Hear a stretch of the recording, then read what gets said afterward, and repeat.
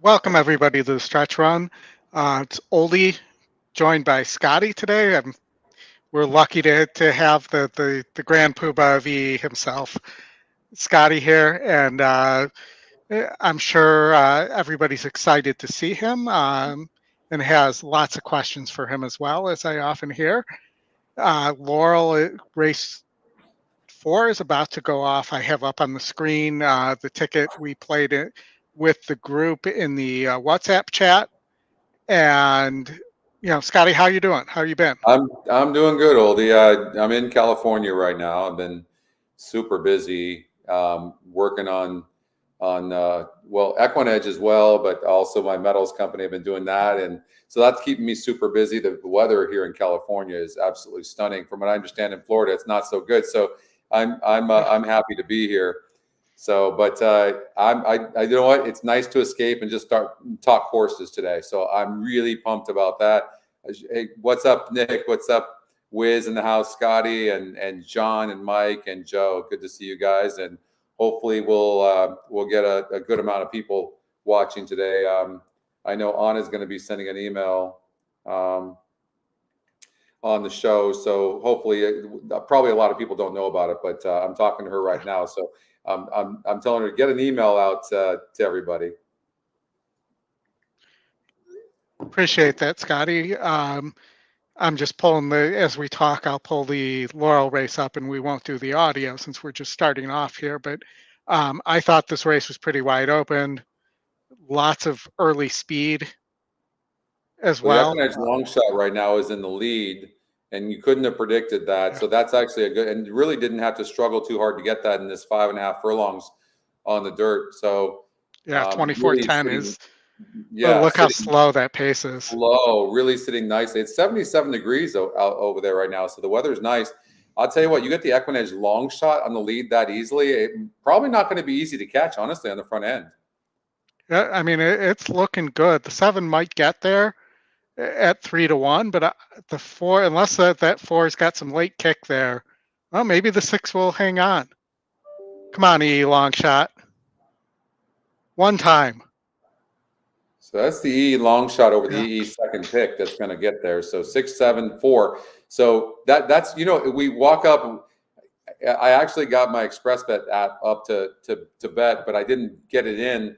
But the 6 was the EE long shot. The 7 was the EE second pick, and the 4 was the EE top pick. So it came in reverse order, but that was 9-1 over 3-1 over 2-1. So that's a nice way to start the day. Maybe that's a sign. What's up, Chris and Mike and Joe? Them. That's a good way to start.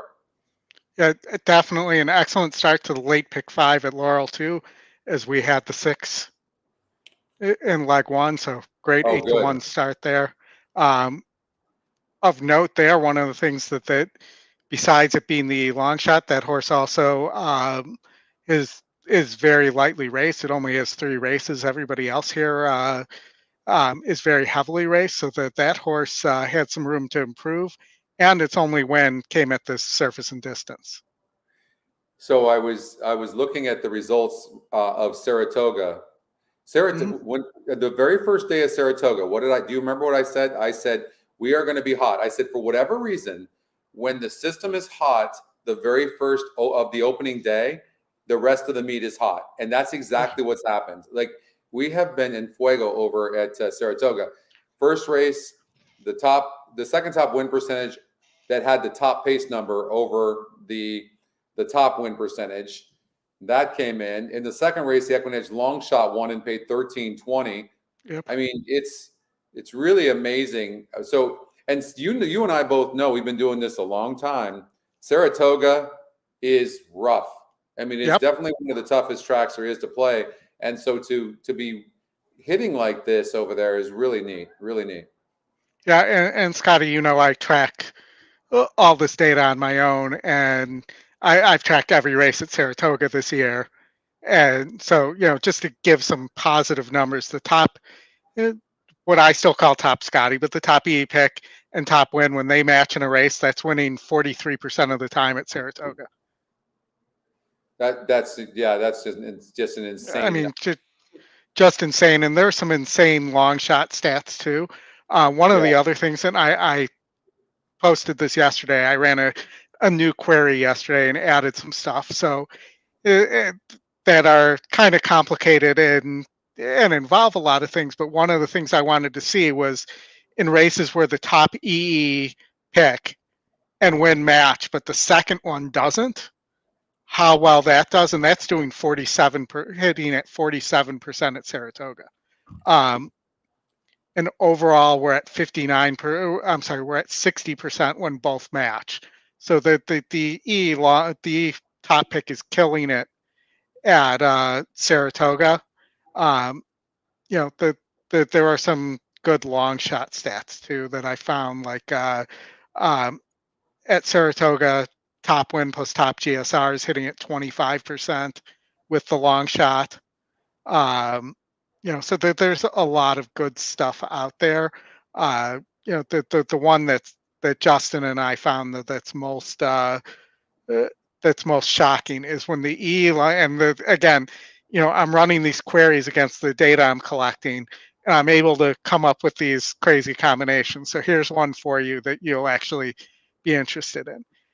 The E long shot, that's when it also is the top GSR, I'm sorry, in races where the top pick and the second pick match some other metric, they're winning at 75%. Whoa. At the E long shot's winning at 75% at Saratoga. Wow. I mean, just Wow. insane. That is so Insane crazy. stuff. Yeah, that is so crazy. I did a coaching class yesterday. It's amazing, the coaching classes. By the way, if you haven't done a coaching class, you want to do it. So you go to EquinEdge.com. But the coaching classes, and you've got one tonight. The coaching classes. No, you had last night, didn't you? Well, Justin and I switched this week, so I did the Wednesday day. Justin had my group on Thursday. I have a lot of repeat customers on Thursday nights these days, and interesting group. And I know Chris told me he has 2 spots left for tonight. That's right. Chris has tonight. That's right. Anna's been doing a nice job sending email blasts out, but it makes a huge difference. And yesterday in yesterday's class, it was so crazy. Like, people were so into it, asking really good questions and learning a ton, and they're really getting popular. It's anyways, if you're new to EquinEdge, can't stress enough that you should try out the coaching classes. Chris does it, Oldy does it, and I do it. Justin does it. Alfredo does it. And I miss his trash talking. He's been talking a lot of trash. Yeah. But I look forward to getting back to Florida and kicking his butt. I'm sure he's looking forward to being able to scream mage at you. Well, and more than that, actually, in our head-to-head competitions, he's beat me more often than I beat him. So he has my number for sure. The EquinEdge long shot's been doing really well at Saratoga as well, which, by the way, we had a $44 horse yesterday in race number 8, EquinEdge long shot. Now, for those people new, we're talking a lot about the picks, but it's not just about the picks, right? We've got 31 metrics on the site. So it's easy to see the EquinEdge long shot or the EquinEdge picks. That's just easier to see. But clearly the pace number, I don't know about you, Oldy, but man, I just continue to be super impressed with that pace number. Yeah. It sure helps to know how the race is going to play out. Yeah. In that coaching class I did on Wednesday, there was a race that went off live that we kind of were playing around with. I gave out a $72 pick 5 at Saratoga that went to there was alive to the last leg and died in the last leg in that. But we were watching a race, and sure enough, the top 3 horses were in order in the pace number. And that was also pretty cool to see, and pretty cool for people to see just how accurate the pace number was on there. By the way, too, Scott's asking a question about Galicia Spirit. So Galicia Spirit is a midshipman 2-year-old that I bought at the OBS sale for $140,000, and it was the top horse of, like, I don't know how many horses were in that sale, but it was a lot, and it came down to that, and I bought Galicia Spirit. and Galicia's Spirit just went to Kathleen O'Connell yesterday. So and Kathleen has promised to send me tons of video and pictures. So I posted a few. If you want to follow us at equine_breeders, you can do that and get the updates on that horse. Plus, I've got some good news. Some of the other horses that we have been responsible for buying are coming to run. We had one run at Gulfstream Park called Spicy Guacamole for Richard Cummings. And Spicy Guacamole ran huge. Now, I had just given Richard gave me a list of 12 horses and said, which ones should I be interested in? I gave him 6. I said, only these 6, and this won the most. And he got that horse, I want to say, at $39,000, $40,000. That's got GSRs in the 80s and 90s, Oldy, 80s and 90s. Yeah. That horse ran a huge third place finish, only losing by about a half of a length. And it was well back to 4th. And that horse galloped out without even breathing hard, like those horses were stopping. And you'll see on the GSRs, this horse wants longer. So I imagine the next couple of weeks, look for Spicy Guacamole. And I'm not trying to lower the odds, but I'm pretty pumped about this horse and the value that we can get with these GSR pluses. Plus, for John Guarneri, we bought 4 horses. And I talked to John this morning, and he's saying, I own 5% of those horses, but those horses are training good. But there's one that out of American Pharaoh that's maybe even will run at Saratoga that's training unbelievable. So definitely looking forward to that. So I know just to take a quick look at our timing here as well. We have Saratoga race 3 coming up in 3 minutes. If you want to do a little handicapping there, we also have, we're also 4 minutes from the Gulfstream late pick 5, and perhaps we want to get your ticket as well there. So it looks like Chris said the 8-horse in Toga yesterday got him an entry into the BCBC. Well, nice, Chris.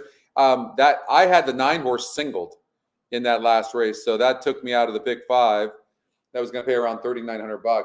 But I really liked that 9 a lot. But that honestly, no way, I couldn't see the 8. Did you use an all in that race? Like, how do you even see that horse? Well, so we were in the horse player happy hour feeder for BCBC. I ended up finishing 3rd. I hit that the E long shot, the 5-horse in race. That was race 7. 8. I want to say Race 8. Race 8. Yeah. And I'd given it out in the WhatsApp chat earlier in the day, saying I don't really. And this is a possible opportunity. We can go back to this after Gulfstream, where I can show, how I was able to evaluate that the 2 and 4 were bad favorites there. And, because part of making money here is being able to identify the bad favorites and using the system to do that. And I don't think I think I left them out. I really, like, even in the first leg, I left out the 2 favorites. And that's, in the coaching class, that's what I was explaining, that in order to win the bigger money in the horizontals, you have to leave out vulnerable favorites, and you can't be afraid. Yeah, no, 100%. And you not only vulnerable favorites, and there's some stuff in the data that identifies some of the vulnerable favorites, but there's also stuff you can see within HandyView Plus. Yes. Well, and that's funny you say that. I was just going to say that. That's the other thing, is that I think that the system allows us to be able to find the vulnerable horses, and whereas we necessarily couldn't see that before. And part of that is pace. Like, you might see 4 horses in a race that look like they always get the lead, but it's really difficult to tell which one is actually going to get the lead, whereas the pace numbers shows you pretty clearly. Yes, absolutely. And it also shows you when there's going to be a couple horses that are possibly going to push each other too fast. And I know you've used that angle before. And, sometimes when you have a favorite that, let's say, is a 73 but needs the lead, and there's a 99 pace number in there, you can use that to eliminate that horse that can't rate as well. Right. There's by the way, this race that Saratoga just took off, And Who do you like here? let's see here. As the saying goes. I Yeah, actually really like the one here, risk profile. I think that if I had to pick a horse, I would probably take the EquinEdge or the not the EquinEdge long shot, but the 3-horse Zerts. I kind of like that horse a little bit, but I didn't love the race. But that's the kind of horse that kind of caught my eye a little bit. But not that and it's in last right now. So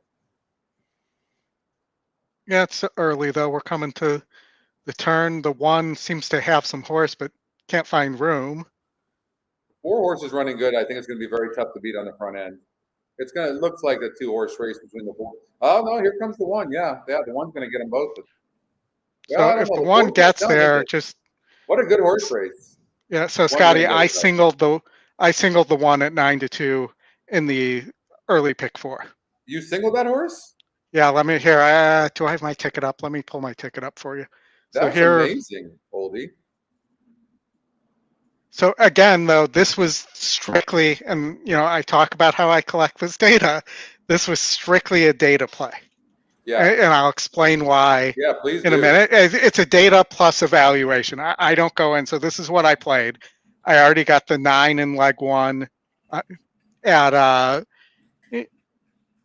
5-1, and I just caught the single at 9-2. It's an amazing single. Let me just guess before you say it. What I'm seeing is the top win percentage in the race is only 21%. That's the 3, Mhm. so it's wide open. Now that I look at this, I see a top EquinEdge pick in the 1. I see 3-1 EquinEdge morning line. I see 18%, which when the top win percentage is only 21%, that's not bad. And I see a top GSR. Is that what you're saying? Yep. Top GSR, top SOR as well. And, from a pace standpoint, the 5, the 4, that there was some pace to run into. And this horse was going to be likely sitting in a good position. Yep. But, Yep. Yeah, you're right. And you know what? In a race where people are probably spreading, that's a really great opportunity to get yep. a single home. That was a really wonderful single, Aldi. A Well, we really still nice. got to get the rest of the ticket home, but Yeah, but it doesn't matter. That's just a really super single. I will say this though, in a situation like that, especially what that horse go off at 9-2. 9-2, yeah. I was not expecting that either.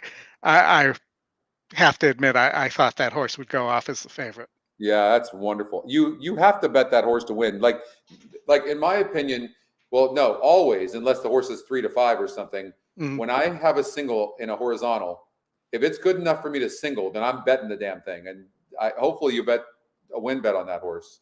I did not, but pretty much because we were doing the show, and yeah, I hadn't even looked at the odds. I just put the ticket in before the show, and so I had something going at Saratoga to talk about, and then just it happened to be right in this case. But as you know, this how hard sometimes it's hard to get something in the show when you're having a conversation and it you're having a is. good time. The last thing you're thinking about is, oops, I forgot to place that bet. Yeah, for sure. So we're running up against Gulfstream here. Yeah, let's look at Gulfstream Park race number 4. All right. The track is muddy, isn't it? Track is muddy. It's the start of the late pick 5 as well. I thought this race was pretty wide open. Your thoughts on it? Yeah, I'm looking right now. We have I don't know how the track is playing as far as speed, so I'm going to look real quickly at the early races and see. All right, so the top pace number 1, the first leg. Yep. In the second leg, the top pace number 1. And the third leg, the 41% horse won, and it wasn't but the top pace number was the EquinEdge long shot, had a low win percentage and ran good. So I'm going to guess that they sealed this track and they were prepared for this, which could make this 4-horse at 4-1 right now really tough to catch. This horse seems to have some ability. There is a first-time starter in the 2-horse. Hey, Tony, there is a first-time starter in the 2-horse, but it does draw the rail. Doesn't seem to have that much speed, but it's got a really nice GSR, and it's EquinEdge's second pick. So I love these first-time starters in races that don't look that great. Yeah. The problem with a horse like the 4, obviously, is the obvious. It's that it's had 23 races with only 2 seconds and 4 thirds. Right. Yeah. And I personally didn't use the one here.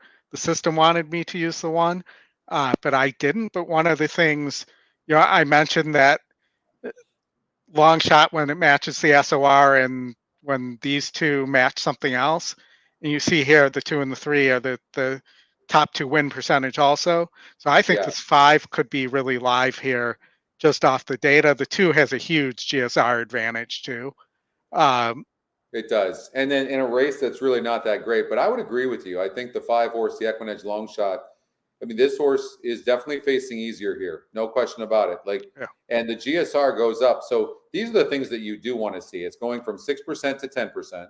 It's going from a 44 SOR down to a 38 SOR. So that's our class number. And the GSR is going from 38 to 46, so up 8 points. And it's 6-1 on the EquinEdge morning line, and you're getting 11-1. And the two, and the 2-horse being on the inside, I think you're spot on. I think the 5-horse could at least be a horse that would be in the money. No, I agree. This is what I played with the group.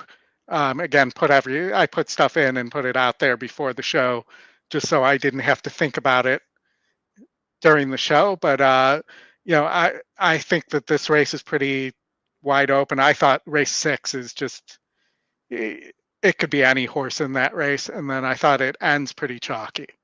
Kathleen O'Connell is my new trainer for Galicia Spirit, and she's got the 3-horse, our top EquinEdge pick. Yeah. And 29% to win as well. What do you think of No More Debt? I mean, it's lightly raced. It's broke bad in both starts. Yep. Is it a slow breaker? Is that what we can expect from this horse? I mean, I honestly, I'm rooting for Kathleen, but I don't love this horse. Right. No, I agree. I don't love this horse. I think maybe this is just an easy group and maybe it'll win, but I'm concerned about that breaking issue. And if the horse breaks slow in the slop here. Post. All right, let's watch it. And stumbled a little bit, but didn't break that beginning. And 2, the first time start was now Corporate Affair, who strides forward with Norfie alongside. Adios, Your Honor, and Commander Biz sent through at the rail. Commander Biz to the top. Rushing forward is No More Debt. He's up the inside and up into second. Norfie, who's back to third. Corporate Affair is there. That's a really big center. mistake. Adios, Your Honor, moving through at the rail. It's Antillion, followed by Granted Success and Arte Together. 2% trainer. Is Handsome Todd. Sitting like that. 23-2 for the opening quarter. Everything suggests this horse needs the lead. And they're sitting. Commander Biz and between horses, No More Debt. 3 wide and coming on is a Norfie. If you back to 4. He's racing 5 horses tripping out nicely. Only 3 lengths off the lead for Baracco. A gap of 4 more to Corporate Affair. Try and prove from the back. It's Granted. 2's not running at all. With Adios, Your Honor. 5's there. Return. 46 seconds for a half-mile speed. Here's No More Debt to take the lead from Commander Biz, who fights back second. Antillion, he's the one to look out for at a big number. He's looking to thread the eagle inside. Norfie's on the outside, running home a bit from the inside is Granted Success. They're at the top of the stretch. Antillion didn't get through. No More Debt shakes free at the 8th pole to lead by 2.5. Off cover now, Antillion loose and charging at the inside. Commander Biz down the center. Handsome Todd through it all. It's No More Debt driven out. No More Debt is in front at 3-2. Antillion up for second. Third was Commander Biz, and fourth was Handsome Todd. In 124. Maybe that's a good omen. Maybe we brought her good luck. Exactly. That would be nice. I'll just have this ready here. But we talked about the BCBC contest yesterday. I thought I heard you were playing in a contest last week or last weekend. I was down at Del Mar and I played, and this is what so stinks. So I told a friend of mine, I said, I hate the card. It's a weekend. I said, but I didn't even look at Sunday, but I looked at Saturday and I'm like, I hate the card. I said, what I'm going to do is I'm just going to use the EquinEdge picks and that's it. But if they do well, they do well. If they don't, they don't. Well, I don't follow what I said I was going to do. And if you go look at last Saturday, oh my goodness, we were on fire at Del Mar. Like EquinEdge long shots and EquinEdge top picks, like win percentages. It was like, if I just would have followed the system, I would have crushed. Christian Helmers and killed it. And he's just got such a great energy. He's such a quirky guy, but he seems like a good dude and he has a wonderful energy. But what a fantastic handicapper he is. But he did really well winning that tournament. I mean, he was the most interesting personality if you watch that Horse Players reality show. Yeah. Amongst for sure. them. But yeah, are you doing the Spa and Surf showdown this week? So what is that? I think I remember hearing about that, but remind me. I want to say, and don't quote me on the buy-in, I think it's a $2,000 buy-in covering all cash contest covering Del Mar and Saratoga on Saturday. Who's doing that? Is that on ExpressBet? Do you know? I think it's ExpressBet, but I'm not positive. I saw it today, and it reminded me on Horse Players that there was a feeder, or on Horse Tourneys, one of them had a feeder. I don't see anything. So that would be, obviously today's Friday. So you said this weekend. I don't see anything, at least on ExpressBet, that shows anything like that. I see. Okay. I see tomorrow the $500 Whitney Day Challenge. I see that. Let me see if I can pull that up on my phone There is a feeder today for that Whitney Day Challenge for $40, but that's already began. There's a $200 Del Mar feeder for Spa and Surf showdown is $400K guaranteed. Is it not? Hold on. Is that like that's a qualifier? That's a qualifier. Okay. So is this the qualifier? Yeah. Hold on. Let me see. It looks like it's actually the weekend of the. So the qualifiers are this weekend, and then that is the weekend of August 15th. I think Travers weekend. Oh, okay. Well, no, tomorrow there's a $400,000 guaranteed tournament on. Or is that a feeder or a qualifier for it? That's what I saw. It's guaranteed with no limit, 2-day, all mandatory. So that starts tomorrow. I'm gonna have to look closer into that. Yeah, that seemed like one that you that seemed right up Scotty's alley, so to speak. It is.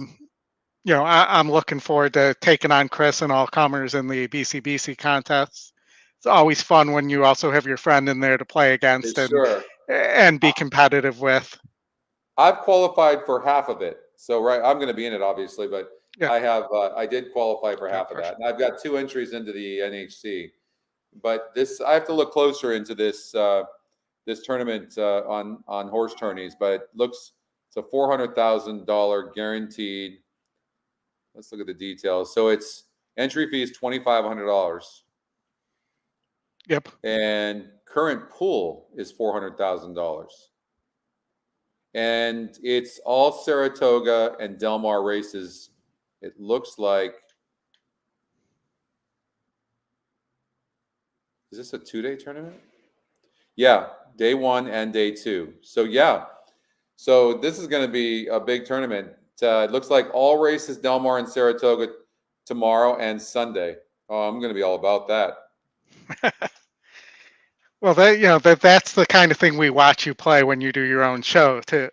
Yeah, and I have to, I didn't have much of a strategy in the Del Mar tournament. I'm kicking myself for that because the system I really didn't like anything, and the system was so good. Now you still have to bet it right for sure, but wow, if you go back and look at last Saturday's, I think the races are still up for that. You will see what I'm talking about. Like it was just like I messed that up big time. But anyways, we have Laurel coming up, or Woodbine in 6 minutes, but we could go to Laurel. And we're going to bet there. We're alive in the pick 5 at Laurel, so who are we alive to? The 1 and the 5 here. 1-5 to the top EquinEdge picks. We're alive too. So let's look at these things and we'll break this down. From my perspective, the 1 horse is going to get pressed by the 3 most likely. Mm-hmm. And but the 1 can rate, but the 3 definitely will probably put pressure on the 1 I would think. But we'll see what the jockey on the 3. Maybe the jockey on the 3 will just send. It's a 10% jockey. And 8-5 on the EquinEdge morning line, plus top EquinEdge pick on the 1. Draw out the last race from the rail. and that was just not a good trip. Doesn't look like. And the horse was only 2% to win. Now it's 33%, and this horse has never had a blemish when it had good win percentages. So I'd imagine this one horse is a serious player in here. I definitely, at 2-1, I would make a bet where I look at the 5 horse, and unless the 1 just really gets a bad trip, I think the 1's the horse to beat for sure. The 3 horse could go gate to wire, but I think that the 1's just going to be too good for them. I like the 1 a lot. Yeah, let me get this up here. I'm going to be just in time. But yeah, so on dirt, those 2 horses, I mentioned how often it happens when you have those 2 things matching on synthetic, and at Saratoga, but on dirt, when you have those top 2 matching like that, where it's the top win and the top E picks, and that they both match, that is winning on dirt at 59% of the time.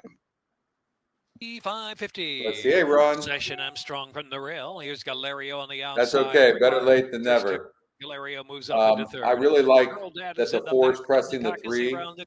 Yeah. And the 1 broke a little bit slow, but saving ground at the rail. And the 5 had to go wide. I love the 1's position right now. The 1 got off at 7-5, and the 5 got off as your favorite at 6-5. Galerio on the outside in the clear from third.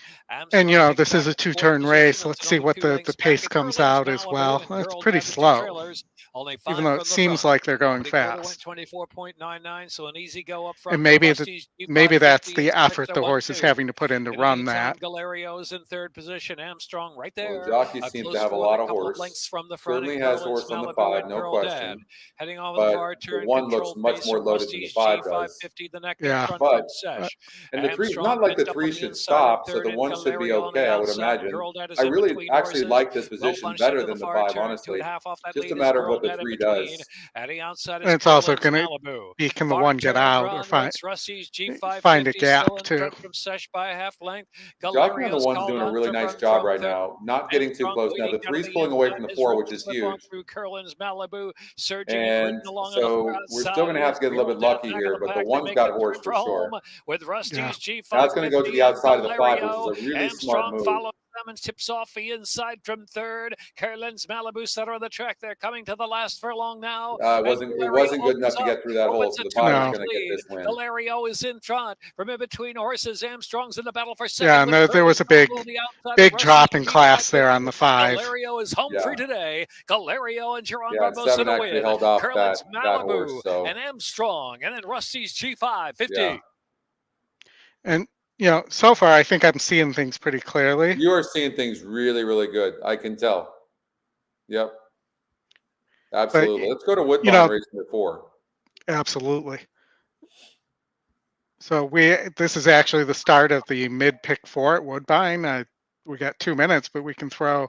I did some handicapping at Woodbine. A reminder to everybody that this is a 20-cent pick 4, so you might want to play this up. It's a 20-cent denomination. Maybe play a $1 pick 4 here, like you would play let's say like you would play the Golden Hour, and let's just use a $72.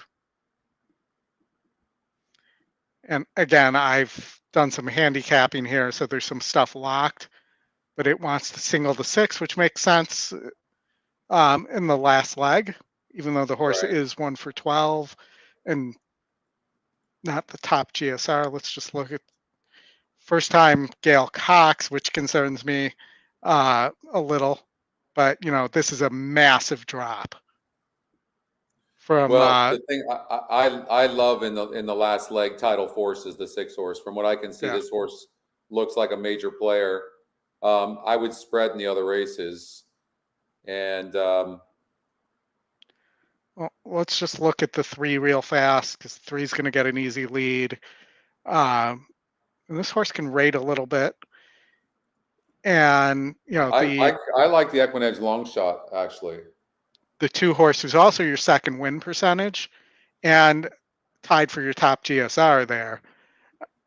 But, I do wonder, like, this horse's level may just be, well, also 56s, but I'm looking at the Yeah, I mean, even looking at the turf at this level, my concern may be more around the low percentage trainer there. But if I'm looking for to play a dollar pick 4 here into that pool because it's a 20-cent denomination and I can get it 5x there. I don't think the 6 is the worst single in the world either. Yeah. From a betting standpoint, I did think potentially, you would also have to look at the 4 and the 6 here. I want to show you a horse here that I found within the system, and that's this Cassie second time starter going to synthetic, taking a big drop to maiden optional 25 from maiden special weight. I think this horse may run. The morning line really likes this horse. It's 8-1 on the morning line and 3-1 on the morning line. Yeah. So well, they broke last of 13 horses, had the 13 post sprinting.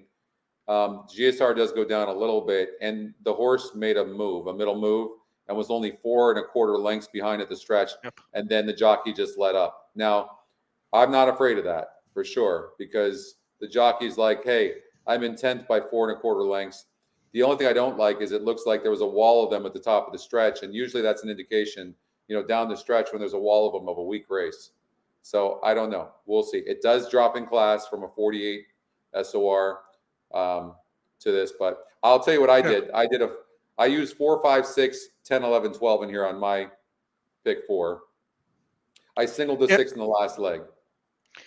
I will tell you that, that's the way I would play this pick 4 for sure. I do think the 3 is a little sneaky here in this race. Let's see here.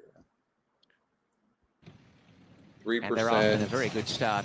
Halley's Hero went to the front, back to 2%. last. Ready Oh, Hero the GSR shooting does the jump lead up on the rails 25 is Martin points. River. Yeah. Away nicely, Yeah, Chance I Sale, could and see on the that. outside is Take It But Chance. broke Behind really 10 slow. came Needs a Honey lot of Won't, speed and in on this the race inside, to. Striking Moon early on. Well back But to it had no speed towards though the to tail. begin Race for with, Pink's so that's not Decimator really at a last big surprise. is Ready Hero. But Shooting out in front. that's not the Martin worst River looking and long Big shot in the Investment. world. 2 lengths away, third But Chance Sale. you can On see the the way that inside, horse Halley's breaks, Hero, and it followed did it by Take again. a Chance. A break Look, of 2 to Honey broke Won't, gets 11th towards last the time, 10th inside. time A before break that, then to 11th time Striking before Moon. They're that. well It's behind here. really Laposhka, hard. and also on the And look at the outside, times Race that the for horse Pink's did break Decimator's good. back It ran second good. last, and last Yeah. is Ready So Hero. that's actually a Strung really it over good 10 long lengths and out shot in you could front. prepare Martin River for. pushed by It's Big just all Investment. A about length and a breaking. half away. Halley's Hero in So you third can put from a good Chance note on Sale. that A horse. break of 4 Terrible lengths. The others, breaker, Honey Won't starting but to run runs on. very So well too when is it breaks Laposhka. good. Decimator starts a run Can't from believe the 1 and the back. 4 went Big off at Investment 21 to 1, alongside and Martin River, joined by Halley's Hero. even though it looks like Head over the on favorite's outside, going to win Chance Sale, here, Honey but Won't and Laposhka running on, and then came Decimator. Here comes Laposhka after Halley's Hero. Halley's Hero's in front by a length. I don't know, In this horse second on the placing, outside is Laposhka moving on pretty the good. outside, and The then 12. came Honey Won't. But Yeah. as they come down inside the final 16th, it's Halley's Hero joined by Laposhka. Honey Won't in the Horse in center. the middle is trying to get Halley's up there. Hero on Or the that's Five, the inside. yeah. Halley's Hero Not gonna drifting get wins for there. Laposhka. Honey Won't. And back and forth was Oh man, Decimator. that's too bad. 1:15:57.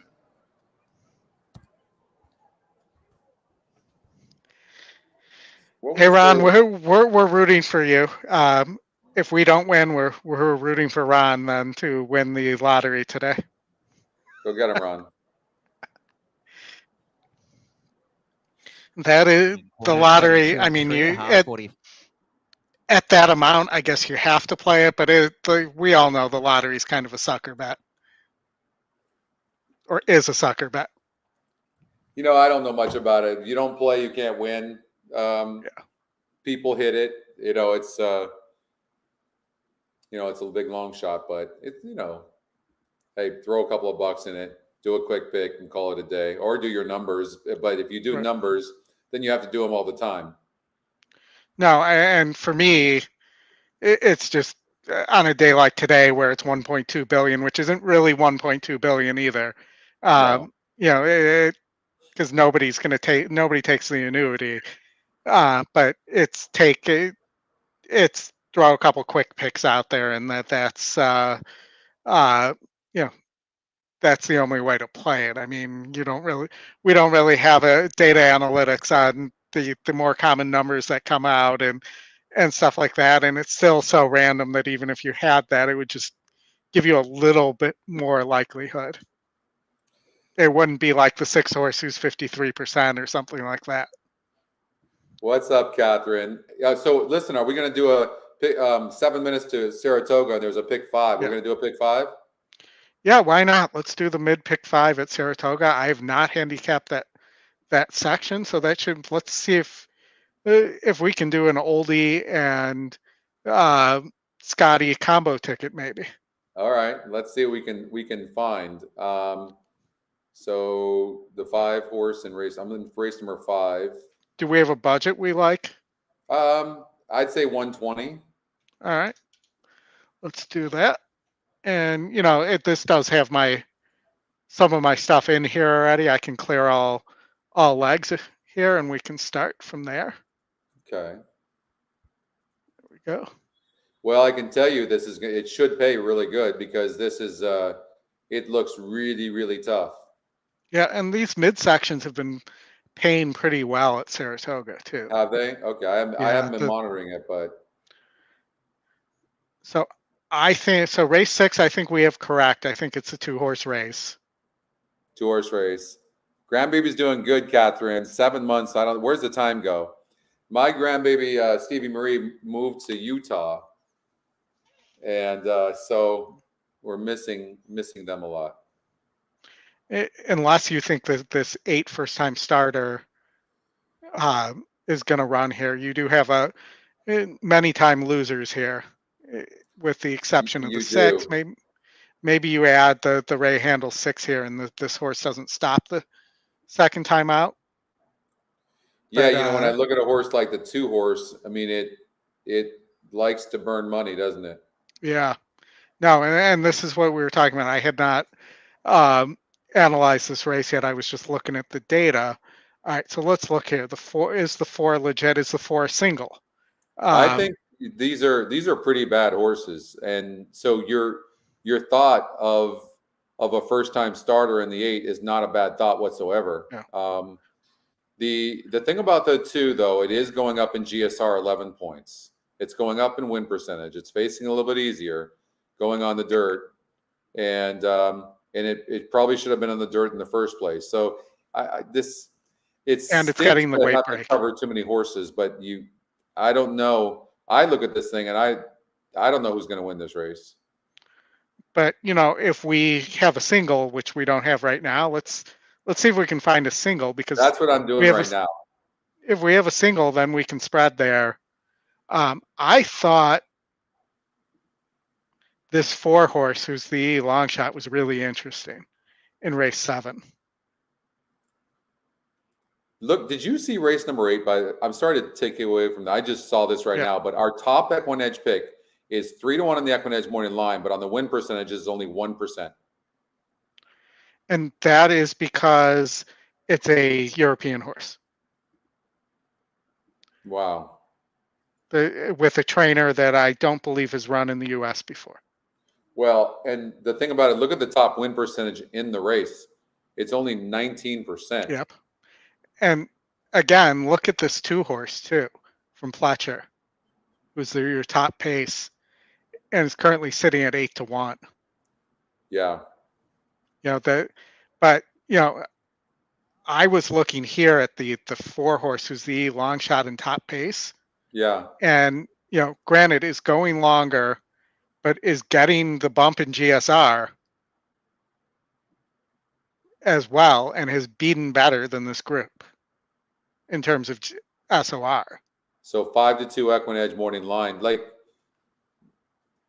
in race number 7, 5-2, top pace number, GSR is fine. It's won a couple of races in a row. It almost seems too obvious. I don't know that I trust it. Yeah.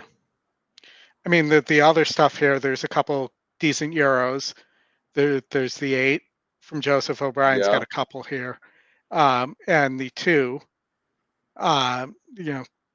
they're both about the same in terms of SOR wins. The 2 does have a grade 3 victory, though, but the 2 looks like a horse that either runs or doesn't run at all. This is a wide open. This is really, really wide open. Like, I'll tell you what would be interesting is this 4-horse Ocean Vision. top EquinEdge pick, 3-1 EquinEdge morning line with connections that aren't even that great. It's interesting. I've noticed with the foreign horses, our EquinEdge picks are tremendous. That algorithm. Well, also it's not even though it's showing firm here. I don't believe the turf is firm because they pulled everything off and it rained a lot, 2 inches last night. Right. So that's going to favor your Euros as well. Yeah. It's an interesting race. The 3 Appraise is 9-2 EquinEdge morning line, but that horse faced a group of 62. Yeah. And you also have this 8. You also have this 8 horse from Appleby who won a grade 1 here last year when it came over. Hasn't run at all in Europe since going back there, but may favor more of a U.S. drier track too. Even though I said it's wet, I don't believe it's. Let me see if I can take a look and see if it's yielding or see if Equibase has that real fast. But and we're also getting close to the gate at. The EquinEdge top pick has only got a 37 GSR in this race coming up here at Saratoga. Like it's too bad. It's just really difficult. The EquinEdge long shot is an interesting horse going on the dirt. That might be a horse that we consider. For sure. The 6 horse is dropping in class, but it didn't run good against this competition 2 back. This is really rough. Like you would need more time to handicap a race like this. You really would. I think anybody can win this. I see the 5 getting bet. The 11 horse is interesting, but it's burn money. For me, 28% and EquinEdge long shot. I'm actually going to take a chance and single the 1 here. Okay. And then I'm just going to see whatever the system gives me. Let me get Gulfstream up here real fast, and then we can come back to Saratoga, even though they're going off kind of on top of each other. Tom and Moped Dennis. I'd probably take a shot at singling the 4. Moped Dennis here and the 5th. And do something like that, and maybe add the Euros in there.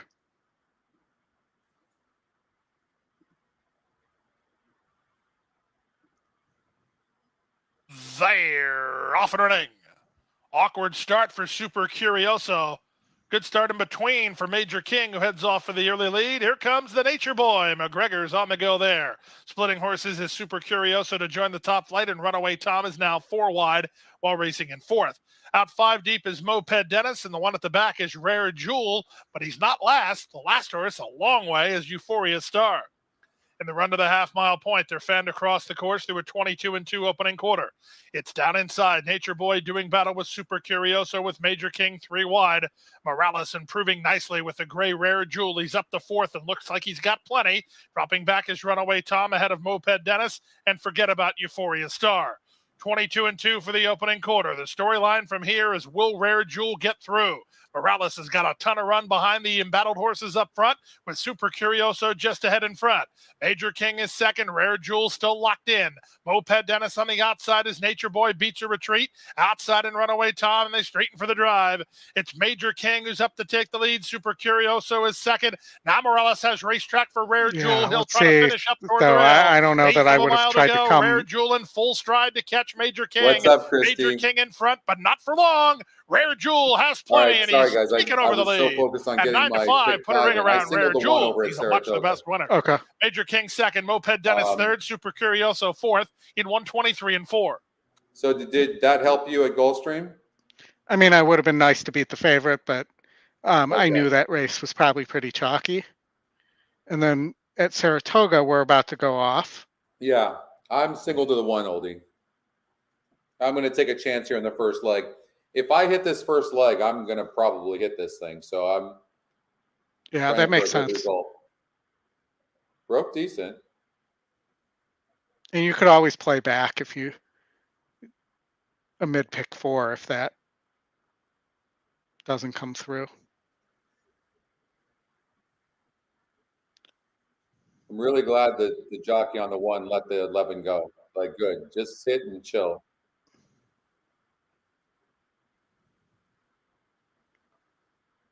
How did the 12 go off at 26-1? Why, it looked like it looked better than that, huh? Yeah.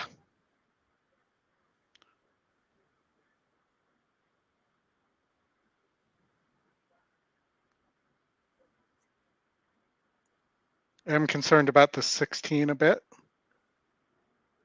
because I did not use that MTO.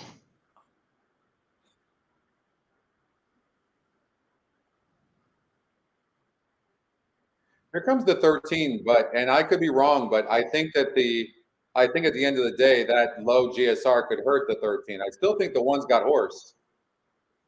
And now the 13 is going to go wide as well. Here comes the 1. Come on, get in there. Get in. There you go. There you go. I think you got it.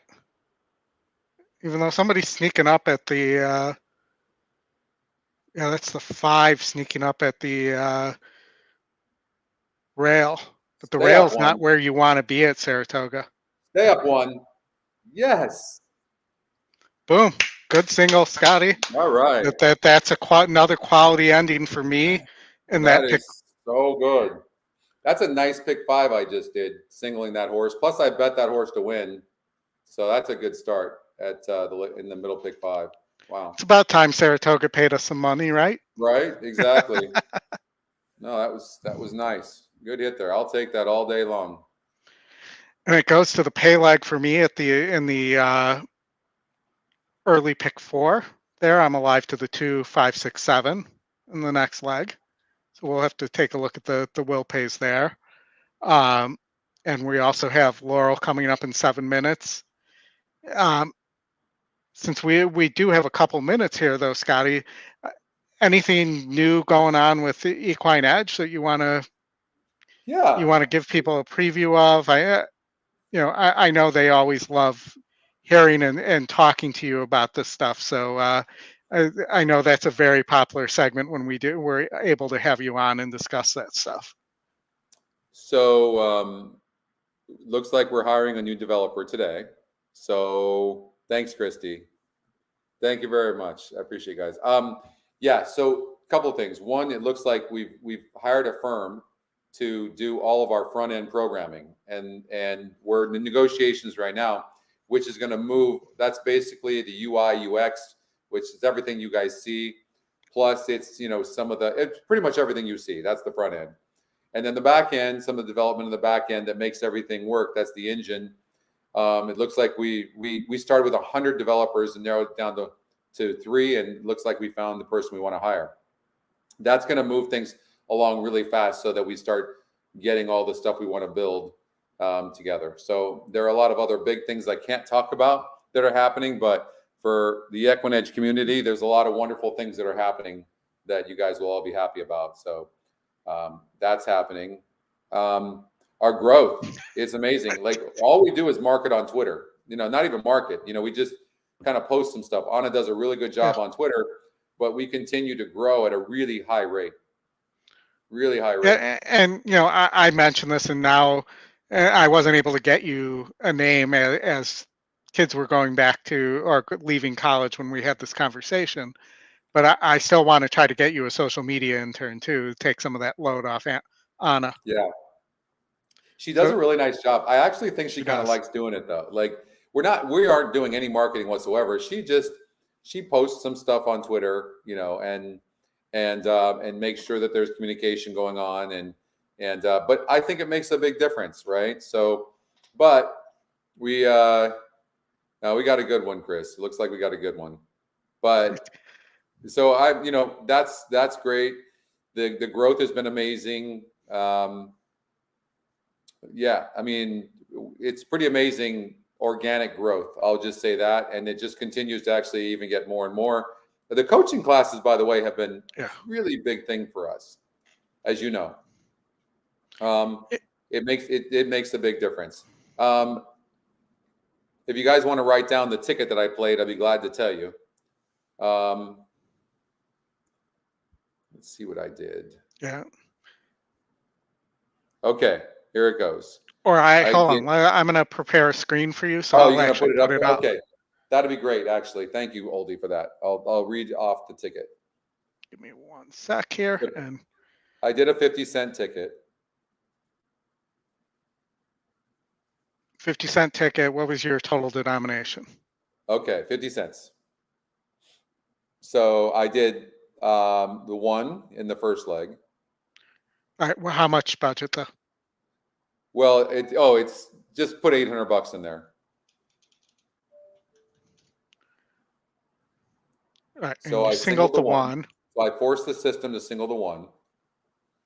Hold on. Did I lock the stuff? Hold on. Let me re-clear this. I don't know why it didn't save that we cleared that, but okay. So let's single the 1. Okay, go ahead. Next leg, I did 2, 3, 5, 6. 2, 3, 5, 6. Okay. And next leg, I did 2, 4, 5, 6, 8. 2, 4, 5. I wanted to make sure 2, 4, I put 5, the 6, EquinEdge 8. long shot Got in it. there. I wanted the EquinEdge long shot in there. Next leg, I did 2, 3, 4, 5, 7, 9, 11. Okay. 2, 3. All the numbers that are already in 4, there. 5, 7, 9, 11. Got it. Yeah. And then next leg, the last leg, I did 1, 2, 3, 4, 5, 6, 8, 9, 10. So all. All. I did it all. All right. So that should put us at 630 is where it's telling me it landed. If I did that correctly. Ticket. No, so something's wrong then. Okay, so we're missing 1. So because my ticket's 787.50. So 2, 4, 5, 6, 8. Let's see. 2, 4, 5, 6, 8. 2, 3, 4, 5, 7, 9, 11. It's got to be race 2. It's got to be the second leg. No, 2, 3, 5, 6. Third leg is 2, 4, 5, 6, 8. The fourth leg is 2. The fourth leg is 2, 3, 4, 5, 7, 9, 11. 2, 3, 4, 5. You've got that. I don't know. That's confusing. Hold on. Let me just. That's weird. Did you accidentally key something? No. With an extra horse when you put it in? Pick 5. Or did something scratch that was still in the system at the time? So weird. So 1, 2, 3, 4, 5, 6, 8, 9, 10. 1, 2, 3, 4, 5, 6, 8, 9, 10. The 10. Oh, I'm sorry. I singled the 6 in the 6 in the last leg. No, I'm sorry. No, I didn't. 1, 2, 3, 4, 5. That was Woodbine. Excuse me. 1, 2, 3, 4, 5, 6, 8, 9, 10. 8, 9, 10. Got that right. Then it's 2, 3, 4, 5, 7, 9, 11. 2, 3, 4, 5, 7, 9, 11. Got that. Then it's 2, 4, 5, 6, 8. 2, 4, 5, 6, 8. And then it's 2, 3, 5, 6, 7. Okay, add the 7. That's what it is. That's what it was. Okay. I had a feeling it was that lag. Just no, it's my eyes. My eyes. There we go. There we go. No, I think you're sitting in great shape here, and I think that based on the data I have, I think this is a wide open sequence too. I think possibly this coming leg is going to be the most chalky within here, but I definitely think race 7 and 8 are pretty wide open. Yeah. And let's see, on my win wager, so I bet $260 to win. So I got back all my money and more to cover now my pick 5 is free. And I will say, let me get Laurel up here, but I think the shows we've done, and also when we were at Gulfstream together, I've been pretty decent for your bankroll. I've been a pretty decent good luck charm for you. You have been. Well, you always have been. First of all, you're just a great human. So, so that brings me luck alone. Plus, we had a really good time. We had a fun time. Oh, I want to answer Michael's question. Michael, you and me both. I am stumped by it. It's like the topic with all my friends every single time. Like, what the heck is going on? Why doesn't do the win percentages like Cody's Wish? Like, I don't know. I believe the EquinEdge, the top pick was Cody's Wish in the last race, though. I believe that's true. But the win percentages have never liked that horse, and I don't know why. I remember at the Derby, we were arguing about it because I singled that horse. Yeah. And you're like, it's only 17%. Yep.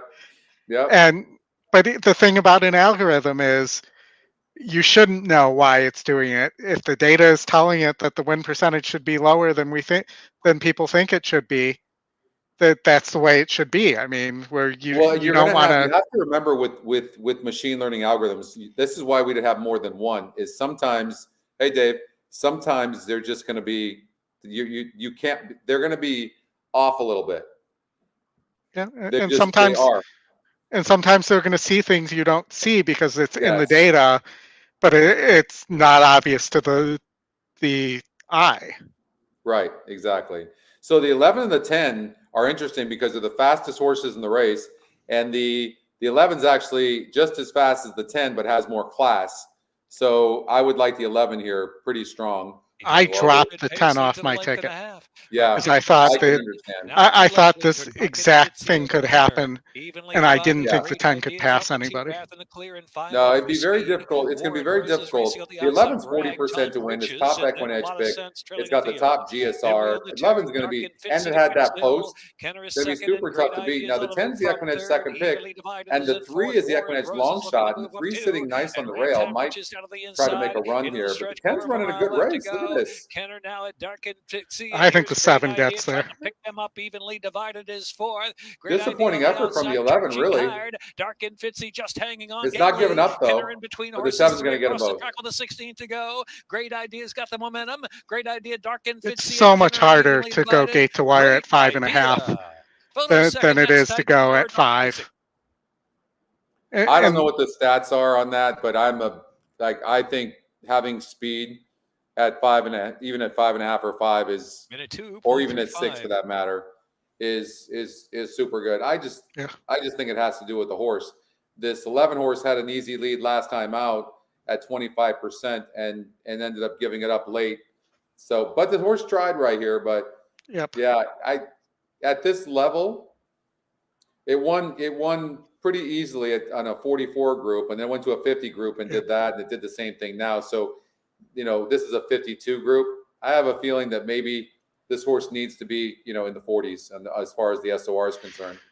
Well, and also on that 10 horse, that horse is, 1 for 15 lifetime. Yeah. As well, and no wins at the distance. It is Ness, so it was going to get bet. But you look here. You look at the 7. There's nothing wrong with the 7. It's had a layoff, new trainer. And this horse got the pace up front.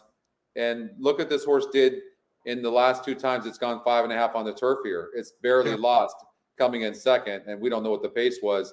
This horse was an absolute player in this race.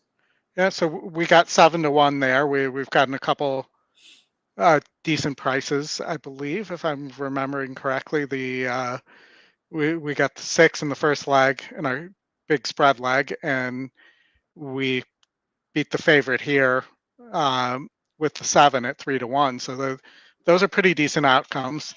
I was also hopeful, like you, that the EquineEdge long shot would come in, but the 7 had a little bit of a position advantage there.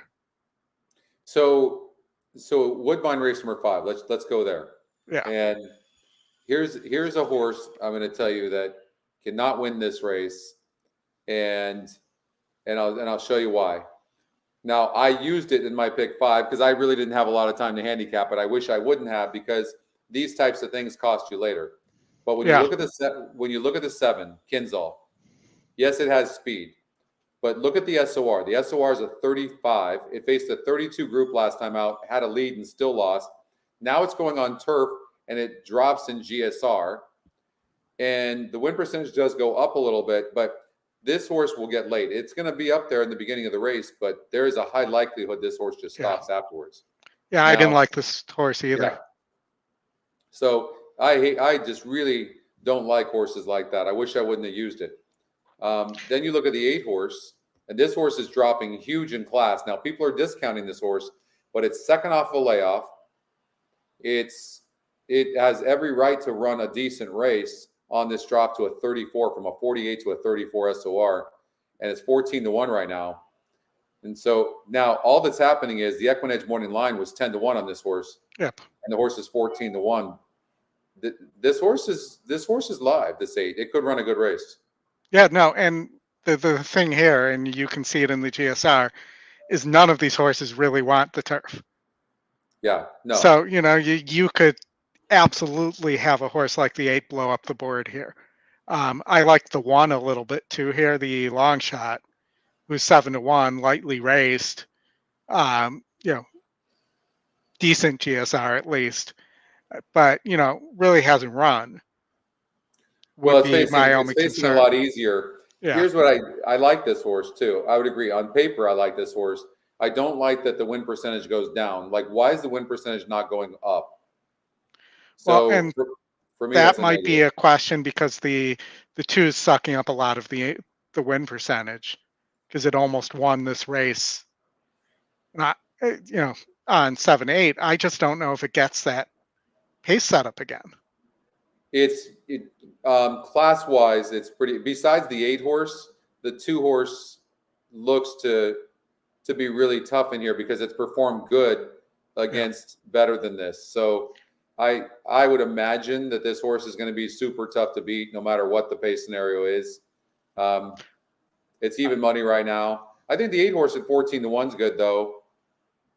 And I do think the 6 could at 5-1. I think there's some value in the 6 there horse is value. Well. Yeah, for sure. And the 8 horse was gelded. Okay, thanks for that information, Wiz. Yeah, if you go to changes, you'll see the 8 horse was just gelded after its last race. 6:15. You know, they say that the horse doesn't need a lot of time. You know, basically a month and a half later, this horse, after being gelded, comes back. I'm sure that's plenty. But did you know, Oldy, that only 11% of horses that get gelded come back to win next time out? I did not know that. And you know, we talked about, you know, the system at some point having those stats as well, correct? Yes, we're gonna definitely show some statistics. I don't want to go crazy on statistics, right, only because, you know, the algorithms are already doing that. But I think there are certain, and we're building them right now. We have a lot of them already on the test site, and so I think being able to at least show stuff like how a trainer does with first-time starters, things like that, even though the system is calculating that, I just think it'd make us all feel better to know that number. No, I agree, and I think that, you know, anytime there is a significant advantage or disadvantage that could be highlighted, I think it helps people organize their tickets. You know, can I drop any first choice, a second choice, and is there an angle for dropping that? Is there an angle for and you know, because they're used to talking in angles, right? So when I'm talking about it, even when I'm talking about the data as Y, I try to express it in terms of an angle to somebody when I'm doing a class. They're going into the gate, Oldy. You might want to show that. For me, I'm doing a 2-8 exacta, and I'm going to put the 8 in the 3rd spot as well. Here we go. But 4 to 5 on the 2. I just think it looks really tough. And then I'm going to hope that the 8 horse at 18-1 runs in the money, or maybe even 3rd for that matter. Is Happy Fella. So, Bluegrass Dan, how do you track second-time gelding? Are you putting notes on the first-time gelding so that you know the second time that it's a gelding? Kinzal waiting has been. Because that's not something I've ever seen highlighted anywhere. Seattle Down Under, awaiting Happy Fella. He's back out of the gate. So they're going 8.5 furlongs here. So the betting market. Looks like a beautiful day over Really skewed just to one horse here. This is a very cheap Air group. Force Reserve. Pretty The good rail odds is for out anything 12 feet. outside of the favorite 5-1 or better. And, you know, Let's being settle it's down under, Woodbine, it steps makes into the me line. think of Cindy, so I hope she's Going in is doing well. Kinzal. Yeah, Next, but it's been a settled down long under, pulling time around since from the I've heard gate. from her. Yeah.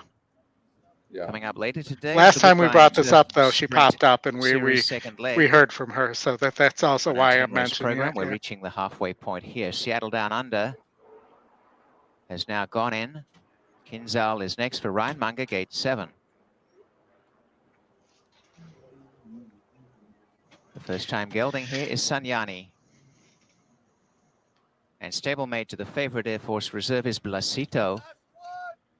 Rafael Hernandez, the outside runner, has gone in. They're all in and locked up. And as they break, a good beginning toward the outside for Kinzal and Sanyani, and see our hotshot the rail. In behind them early is Blasito Air Force Reserve, cuddled back in the field. And coming through as they settle into stride to be about mid-pack is Happy Fella. And over on the inside at the back is a good skip indeed with Nagabe, and taking off is Seattle Down Under 3 and 4 wide. Kinzal shares the Love early to lead, see and your on 8 the win the outside, speed duel Sanyani, here. they've come away separating as a pair of leading horses by 4 lengths to CR Hotshot, tracking well in third.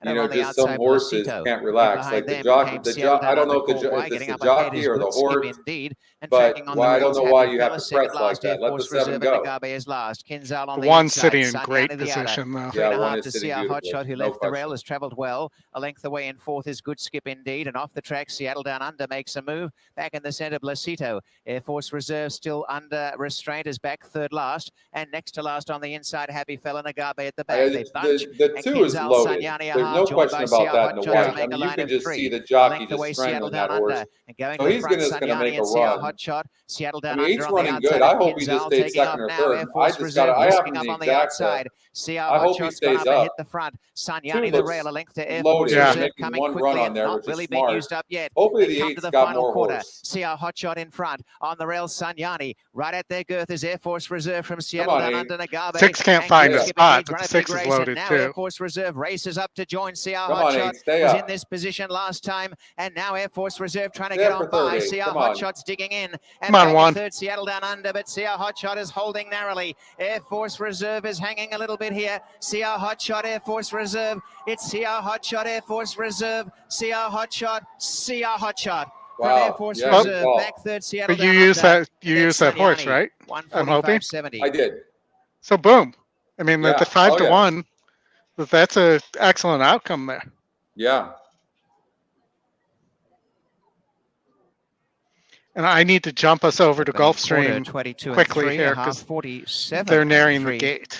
3/4 112 But and let me 4. fix the volume first. Mile 130. Starting gate.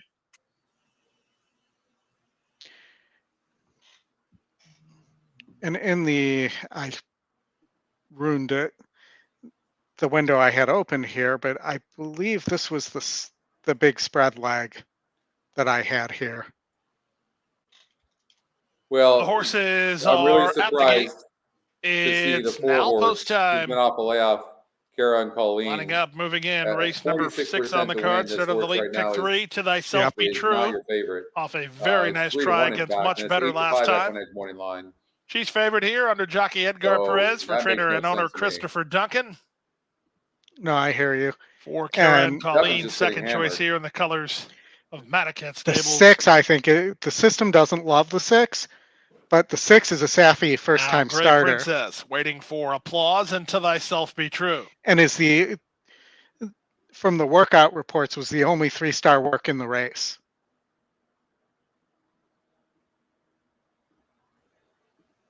And this was not a good group. No. Either. No, but Safi's likely to have this Thyself 4 Be horse True to off the layout outside.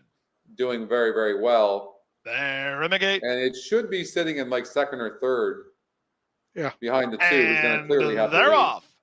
From the inside, Red Tiara gets the first call and looks to establish the pace from Kara and Colleen, and applause second and third. On the far outside, it's To 6 is Thyself Be very True rank. trying to work over. Yep. Gray Princess And at her wide. inside and moving out the rail at For the no snapper. reason. The early trailer is Mystic Sunrise. The early leader is Red Tiara. Red Tiara sets up shop on the top end and leads a length and a quarter from Kara and Colleen second. Etna's Napper third at the inside, followed out wide on the course by Applause. In between horses, it's Gray Princess. Rain back to second last is the favorite To Thyself Be True.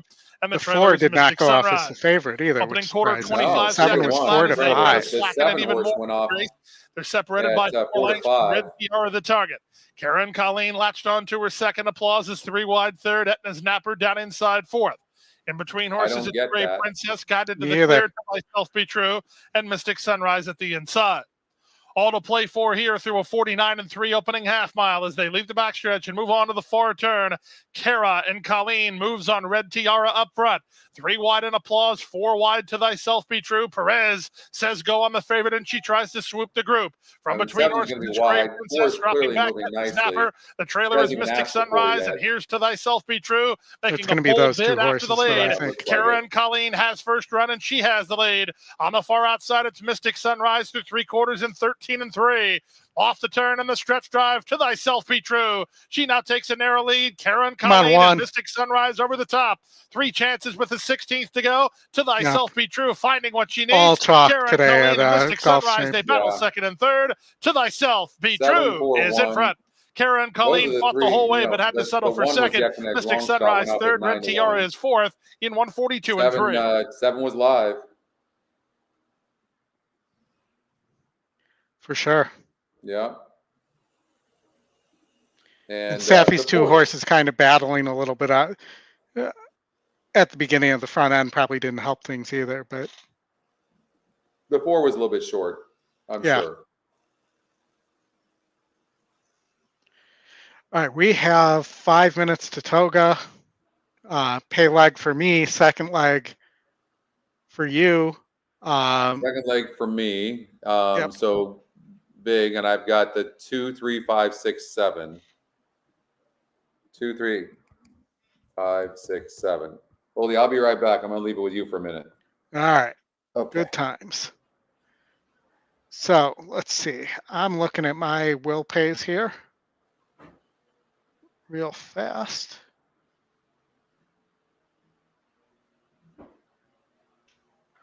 Let's take a quick look. I expect they're pretty decent based on the results.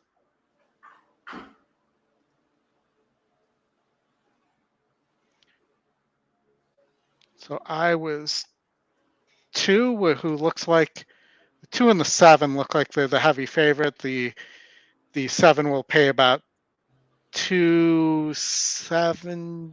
Can I do math today? No, I cannot. The 7 will pay about 260, 350, and the 2 is about 422, and then I also have the 5 and the 6, which are going to pay over 500. So not bad value for a pick 4 if I can get that home.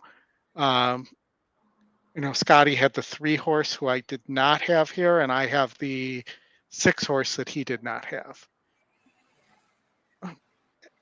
No, actually, he did have the 6 horse. He had the 3 horse here that I did not have.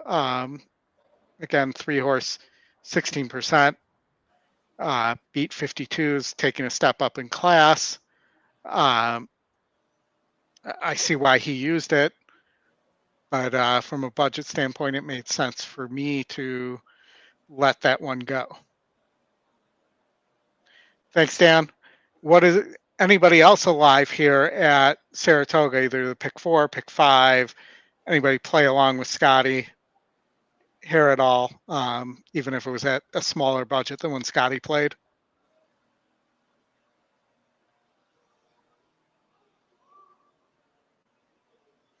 Also, I would encourage everybody to tell Scotty how much you missed him, because we want to get him back doing some Saturday classes, and I'm sneaking that in when he's not here.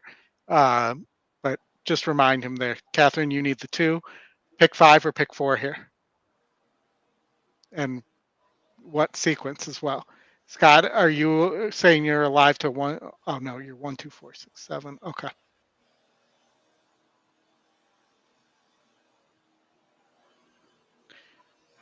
7546. Okay. Let's go, Jared. Jared, I'm glad we were able to get you away from Razor's show.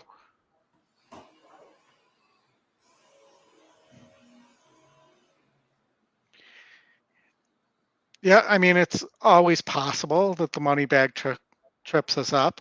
That this horse does have some class, and definitely, there's some value there at 7-1 off the 9-2 morning line. I do think, though, that when I was looking at this race to me seemed to go through the 2, 5, and 6.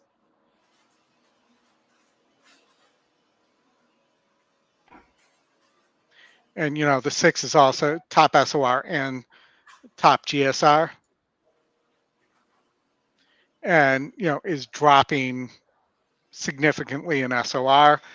So I expect that it will run well. It's also first off a claim for David Jacobson, sorry, and picks up IRAD. So that tells me that I think that this horse is likely going to be live.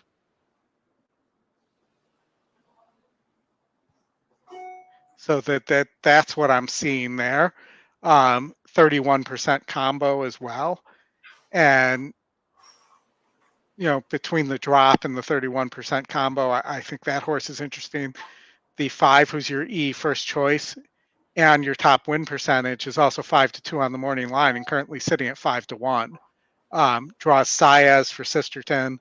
I'm not a big Jack Sisterton fan here, but again, it's that this horse has some class, and moving from the turf to dirt here, I think is the right move in terms of GSR, and I expect this horse to run better.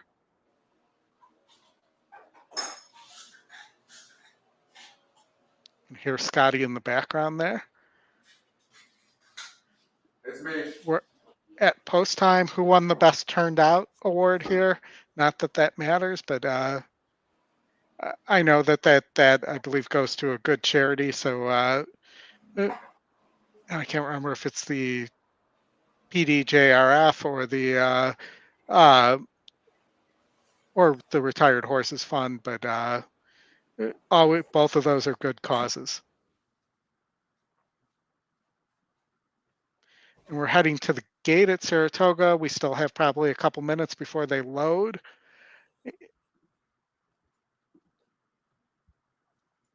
Anything else you guys see that that Scotty and I might be missing? 6 is washed out. I don't know if you can say the 6 is washed out. The Jacobson pulled the same move off this claim with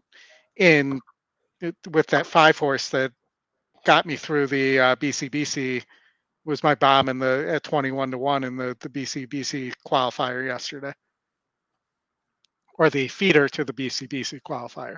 But I think the 6 Laughing Boy, Scotty, I'm talking about how I think this horse is really dangerous here. First off the claim for David Jacobson, draws IRAD, and is taking a significant drop in SOR.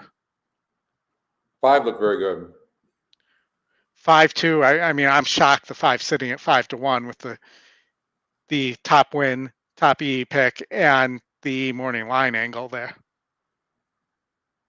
And I think this horse does really want dirt, not turf, as well. Yeah. So, and I see your angle on the 3. Somebody pointed out the 4 is a money bag horse, so you always have to watch out for those. 4 is not running good. Who's not running good? 4. Yeah, I mean, it is first time Diodoro claimed for 50K, being brought back at the same price too. Are we off here? Hold on. We are. Yeah, the 5's in the lead right now, running nicely. 7 seems to be struggling. 6 is coming. 3 seems to be struggling. I think the race is the 5's to lose.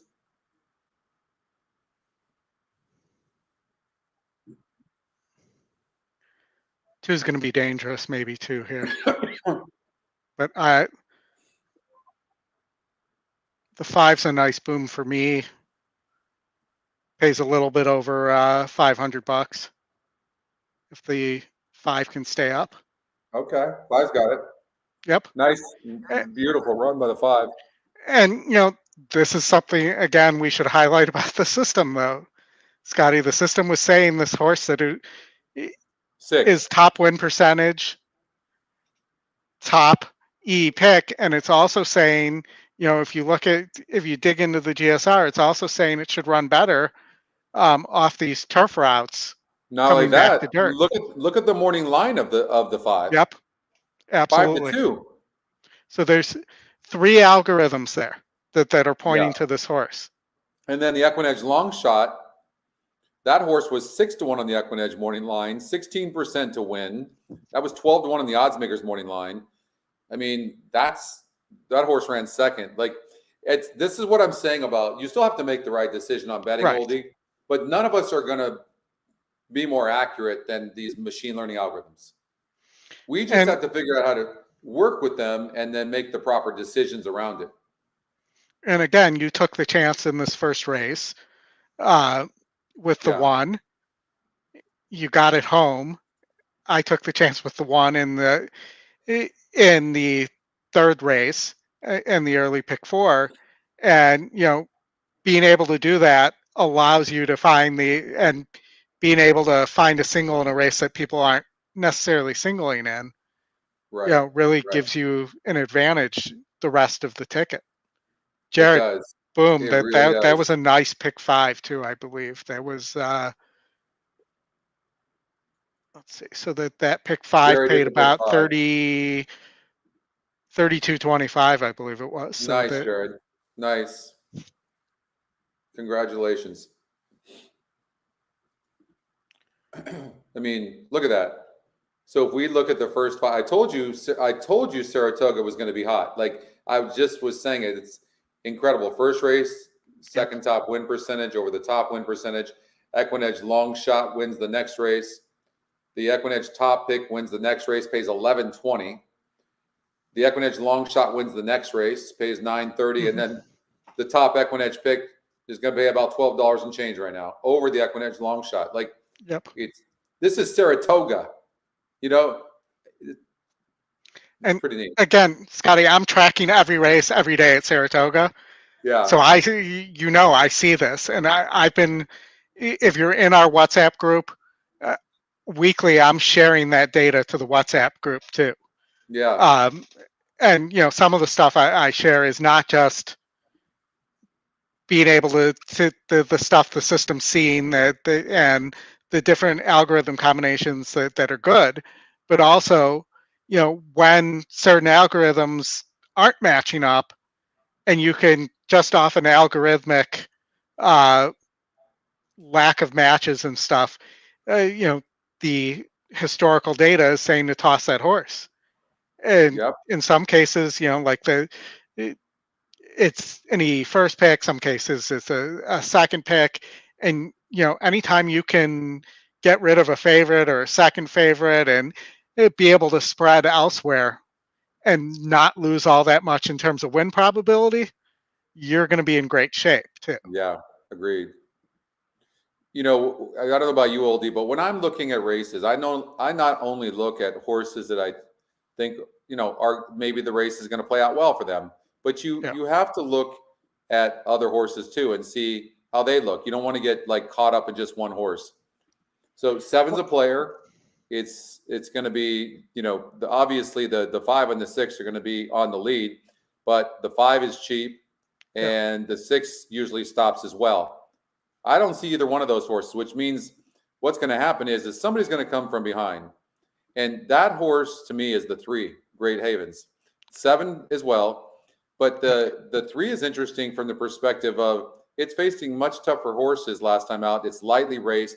It should set a really nice trip. Sheldon Russell jumps aboard the 3.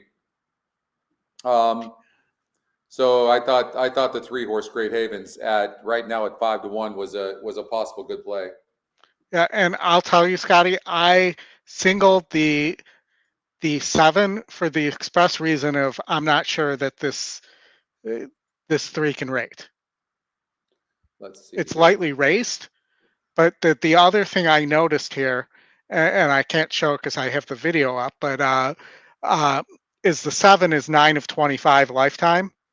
Yeah. And there's only one other horse in this race that's won more than one race. No doubt about it. The 7 is on paper the horse to beat. No doubt about it. But I don't know. I'm rooting for you. No, I mean, I obviously covered and one other way you could cover this is by playing a double from the 3 to 3 all instead of a win bet. Yeah. Into the next. That's $7. You play that for $4. It's $28, and it's going to pay a lot more than a $20 win bet.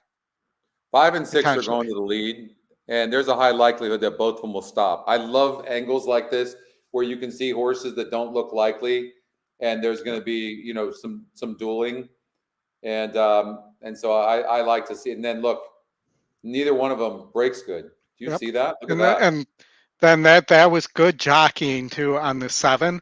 Yeah, but now the 7 shut the door go to the outside and put some pressure. So that's not what you wanted to see. Was the 6 horse that's fast, rank, that wants the lead, pressing you from the outside. Yeah, it's true. They're going pretty fast too for Laurel.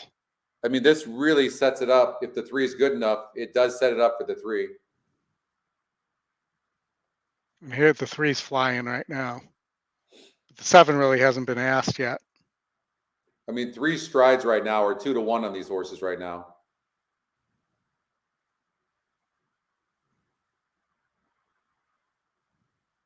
Yeah, 3 looks gone. Well, they just asked the 7. 3's hanging a little bit. I think the 1's going to hang on. Yeah, 3 is hanging, isn't he? Yeah, he sure is. Man, this horse was flying around that turn, disappointed. And the 1's going to get 1 at 32 to 1.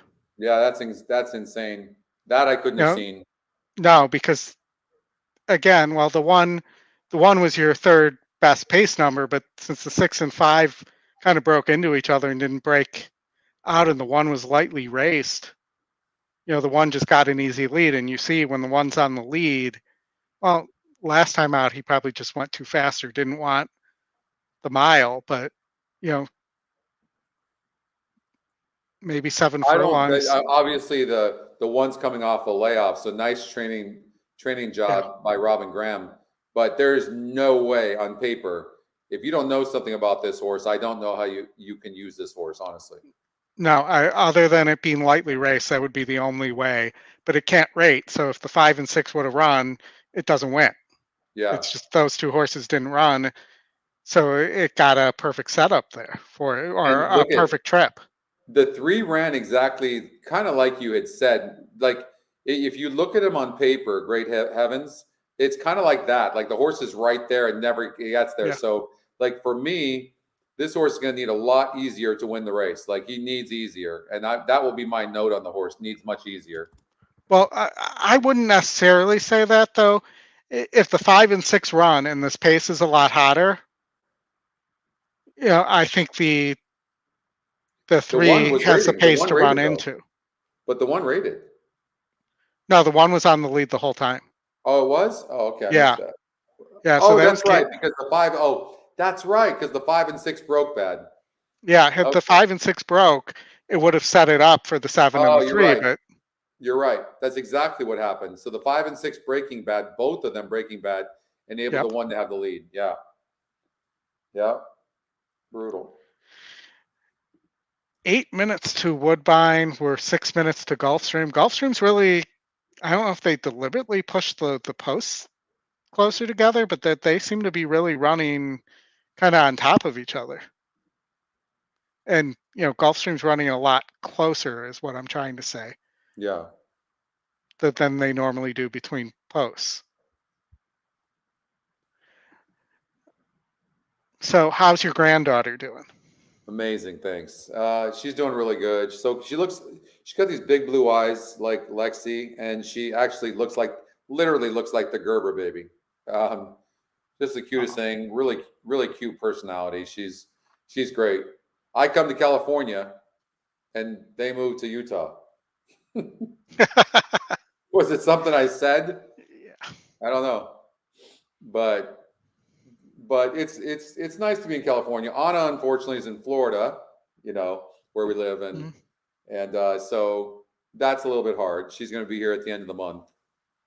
So, but I'm busy working, and yeah, and working on the breeding thing too. As you know, Yeah. we're working on what's called equine breeders. We're working on that, and so we're having a lot of fun with that, and we're building some pretty cool programs around basically using the GSR, our breeding metric, to buy horses. Yeah, so, no, and it was pretty cool what you were doing when I was at Gulfstream with that. Yeah, and it's really progressed since, and then it's way more advanced even now. Like, if you can imagine this, Oldy, I haven't told you this, I don't think. We're going to be able to predict pretty darn accurately fillies that are in a sale, like let's just say a yearling sale or a 2-year-old in training sale. We'll be able to predict fairly accurately which one of these fillies will actually make a good broodmare a couple of years later. That's pretty cool. So yeah, we'll see. Just by the way, that's just using the GSR. That's how accurate that GSR is. Right, and that's the thing too, is it's also helping owners, whether it's you or anybody else who's interested, in knowing what mare to breed to, and as well what horse to buy. Yeah, exactly. Like that, there was a horse in. I'm going to pull up Saratoga from yesterday, and I want to point out that this was why was this horse in the race horse for yesterday? But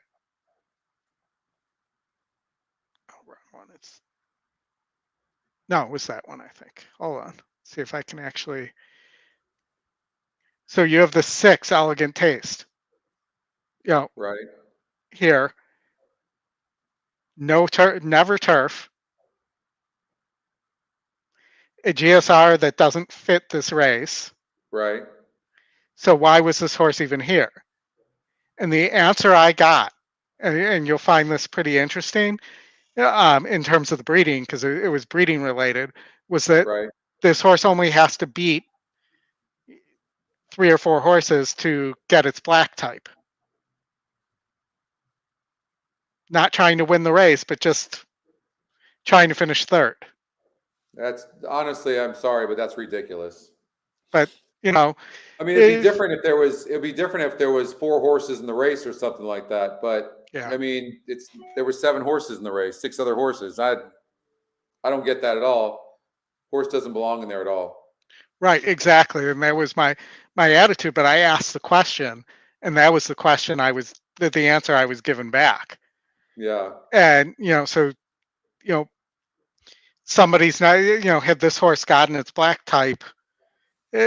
Somebody would say, well, I'm breeding to a black type mare or it's in foal to somebody, and they can now sell it at auction and make a lot more money. So let me tell you, though, that's part of the game. I've run, so now that I have the progeny predictor, and I've run thousands, because my process right now is manual. We're automating it. In fact, I should have that in about 2 weeks. But manually, I've run thousands of sires and dams, and I've run some of the top mares that won millions of dollars, and I've run them against the top sires, and the progeny has come back crap. So it's not just because you have good, and this is why we see so many horses running for 5,000 claimers that they paid 300,000 for. I watched at the sales I've been to, I'm watching people pay. I watched somebody pay 700,000, 800,000 specifically for 2 horses that had numbers in the GSRs in the 50s. And I'm looking at them going, they're poor bastards. That's all I was thinking. Yep. Because we know that it takes numbers in the 70s and higher to win graded races. But these are the games that are being played too. That if I don't have the GSR or something like that can tell me that this horse was playing a game here. Right. You know, and I've heard this. I heard this from the Illinois Racing Board. You know, they were talking about how do we get more black type horses here? And you know, it's the same thing. You could have a mare that's not a black type horse, but it has good breeding in its background. And if it's bred to the right horse, you're going to produce a horse that's going to run better than this black type horse that's only a 61 GSR. For sure. I'll tell you another thing that we know is that it's mostly the mare. This is a total guess, and it's my own number, but I'm going to tell you that I think the mare is 80% of the equation. And the reason I say that is that no matter I would run the top 25 sires right now against mares. And if the number was bad, it was because of the mare. Now, when I found a good mare, the sire made a difference of about 10 points. So, but if you had a bad mare, it didn't matter which sire you put it to. So it tells me that it's 80% the mare. So I wonder, and again, this is just from being around EE this long, I wonder how that would have looked with the old GSR system where you had the mare and the sire end of the GSR where you could see both. It wouldn't help anything. It wouldn't help anything. I've done that. Basically, the progeny predictor basically takes that sire. It's been created for that specific purpose, where you put the sire, you put the dam, and it gives you the GSR plus grid. And so what's going to happen is, in about 2 weeks from now, I'm going to be able to put in a mare, and then it'll give me automatically the top 25 sires. Oh, wow. And awesome. I can sort it. I don't have to put them in. I can just sort it. And that's just one of the things we're going to be able to do. But you really need stuff, really like modern technology for the horse racing game. There's a lot of things that need to happen in the horse racing game. And honestly, I don't claim to have all the answers. You know me, I enjoy the handicapping side of this, but I've fallen in love with the breeding side of this as well because of the GSR only. I've become a big fan of this, and I feel like we can see things that other people can't see because of that number. Who are we rooting for here, by the way, at Gulfstream? I believe the 2 and the 6, if I remember correctly from my ticket. Yeah, that's right. That's right. That's right. And, you know, here you see the 5's actually the favorite. Yeah, I mean, the five's a major player in here, no question. It's 9-5. I'm kind of surprised that it's 5-1 on the EquinEdge morning line and not in the EquinEdge picks, honestly. On paper, I can completely see why people would like this horse a lot. Makes total sense. What's interesting to me, and the reason why I don't like it, is the EquinEdge morning line would catch that and go, this horse should be this. And it's saying this horse should be 5-1. Well, I think this horse needs to lead, though. Let's see. And you could be right. Yeah, well, no, it rated pretty good last time out going 5 furlongs. But it still didn't get there. That's the thing. Well, it needs to be near the pace, but it's going to be near the pace. But the 6 is much faster. It's going to have horses that are faster on the inside of it. So will it get the trip? It's got to trip out. We'll see what happens. Yeah, of course.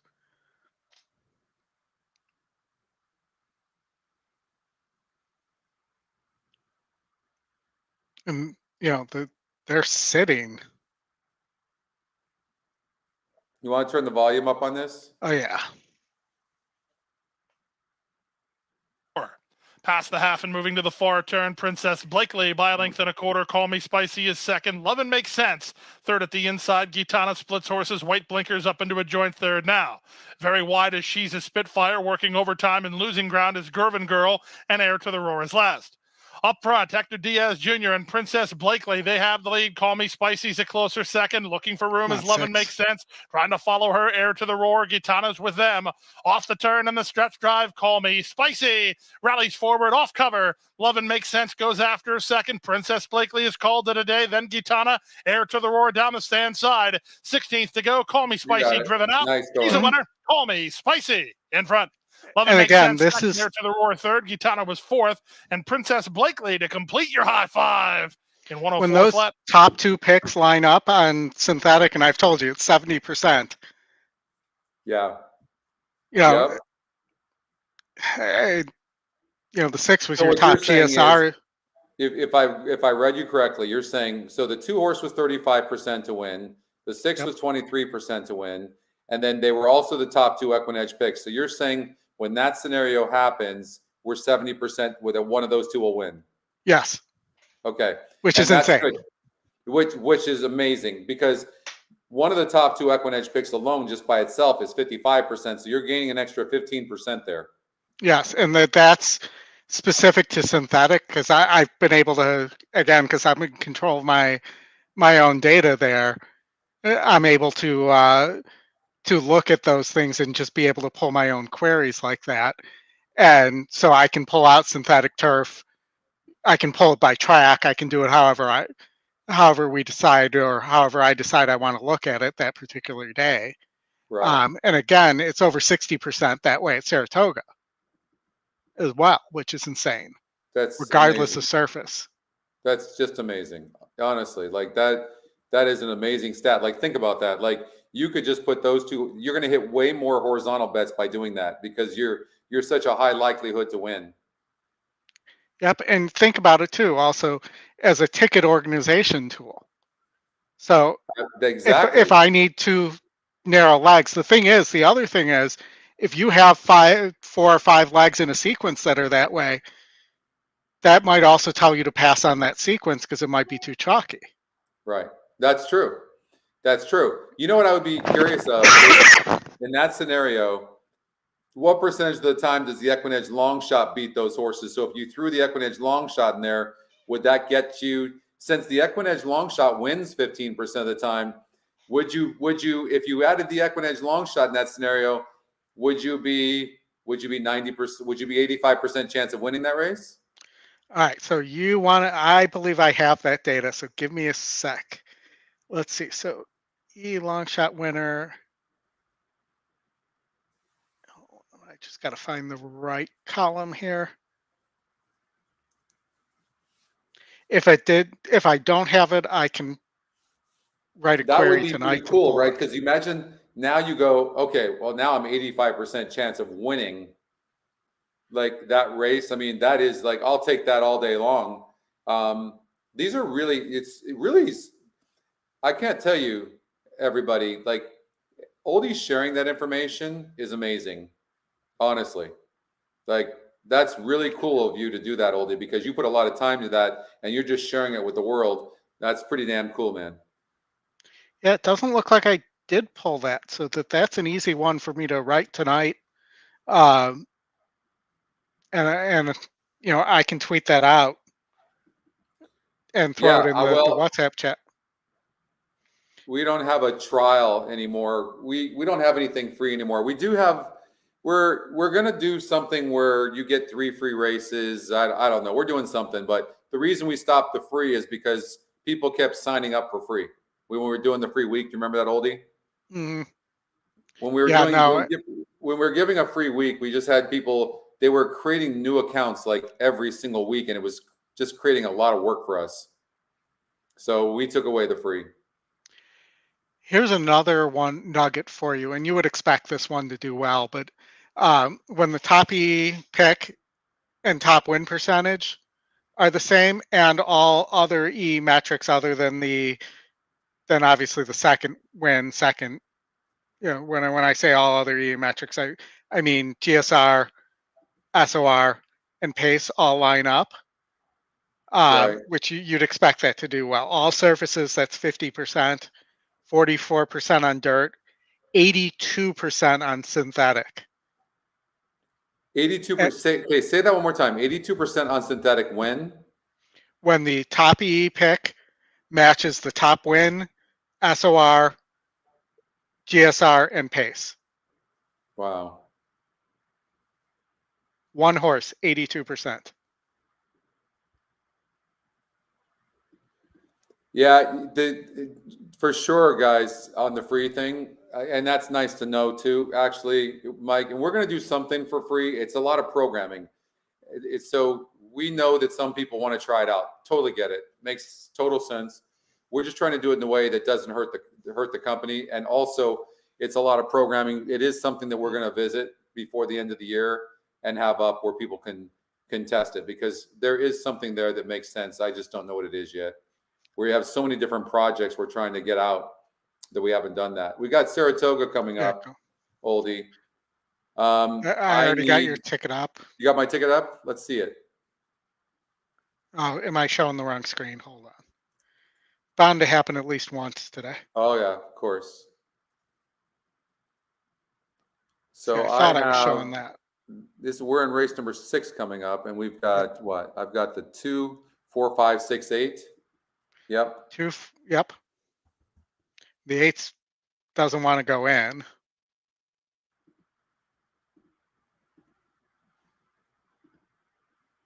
You know, based on the prices you've gotten, it would not be the worst case here for the 8 if one of these horses scratched and you got the favorite and got it at and had it at $1 instead of 50 cents too here. I liked the 2 here a little bit. The more I was looking at it, but I mean, if it just beat the 4 horse here and you're getting paid.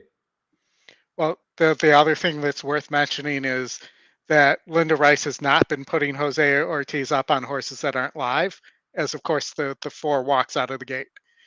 The 4 did not have a great break. 6 is on the lead at 4-1. Your 8 sitting nicely, but I like where your 2 is right now. The 4 is kind of rushing up. Maybe the 4 is just better than everybody else, but off that break.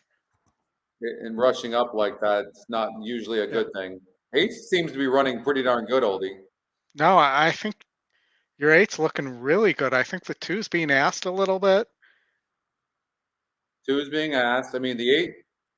This is going to come down to the 8 and the 4, I think. 2's on the rail now. Up. Yeah, but the rail's not really where you. 2's going to get this. Here's the 5 on the rail as well. That would be a bomb. 8's not done.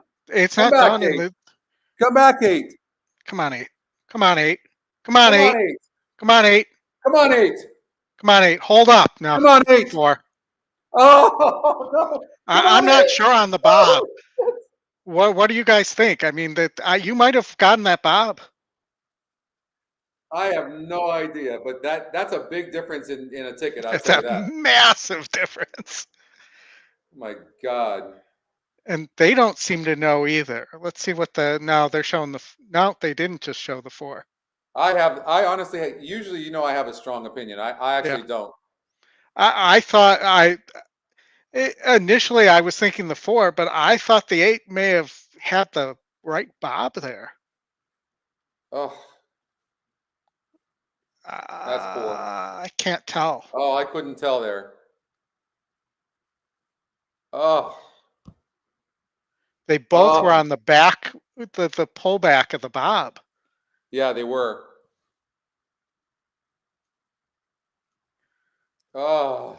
Let's see if this angle, if they keep it on the heads up and don't switch it, shows us anything.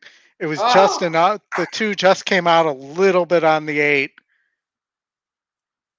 Mid-stretch. That nose is absolutely brutal. Yeah. 4 got it. Yeah. Oh God, that is so brutal. And it's literally a nostril. That is so damn brutal. Oh man. All right, so we have Laurel. We're not alive to anything, but we can watch the last race at Laurel. I believe we're coming up to your single at Woodbine too. Are we? Yeah, I didn't mean to clear your ticket. So let me tell you the difference here in the pick 3. The 4 was $50. The 8 was $270. You don't think it was massive? That's big.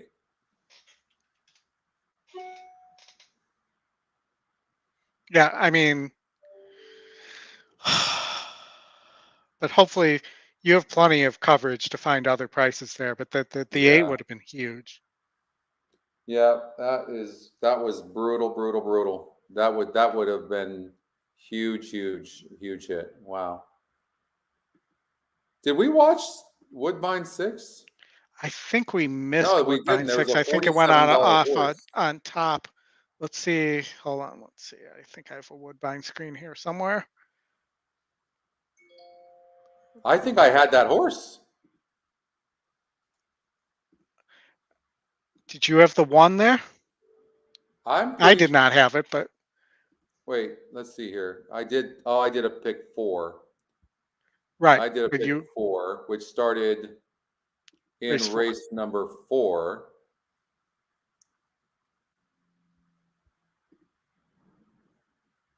Wait, I think I had that. Let's see here. The 10% horse at 22 to 1. It sounds like something you would have used. I did have it. I did have it. So this is going to be a huge pick. So now I'm single to the 6 at Woodbine. Let's look at those will pays real fast. Wow. Okay. And did you play it at 20 cents or what did you play it at? Bigger than that. I played it. I played it for $2. All right, so it's paying $331.85 for 20 cents. So times 10. Times 10. No, times 10. Correct. Yep. 331 seems awfully low, doesn't it? It does. This 6 must have been a heavy. Everything must have been tight, which you would think at 8 to 1 or 8 to 5, it would not be that heavily bad of a favorite. But yeah, it does seem low right now. But that's awfully low. Wow. Well, let's look. There's one other thing to look at then there, and that's the pool size. So let's take a look and see what the pool was. Usually the pools are pretty good. Let's see. Pool race 4. Come on, give me race 4. Here we go. Pick 4 was 60,000. Feel like, I agree with you. I think it's low. It seems low. Yeah. All right. Well, I'll tell you, one of the areas for me that I struggle with is when losing by noses for what I think is going to be big payouts. I tend to steam after that a little bit. I recognize that as a weakness in me. I can tell your energy seems sapped because you were ready to boom there. I was. I thought that 8 had it and that 4 came back there and that it does. So I have to snap out of that. And I'll tell you the other thing that gets me a lot of times too is if my horse that surprises has the lead and then gets nipped at the wire, it makes it worse too than the other way around. Right. Yeah. That's because I was really liking that single. This will still pay decent if I was able to finish out, but you could get some bombs in those turf legs. We could. We still have a lot of coverage for sure. Yeah, and those turf legs have been producing those kind of bombs too. Right. So at Laurel, maybe a try or a super. It's a pretty decent sized field. 7 horses.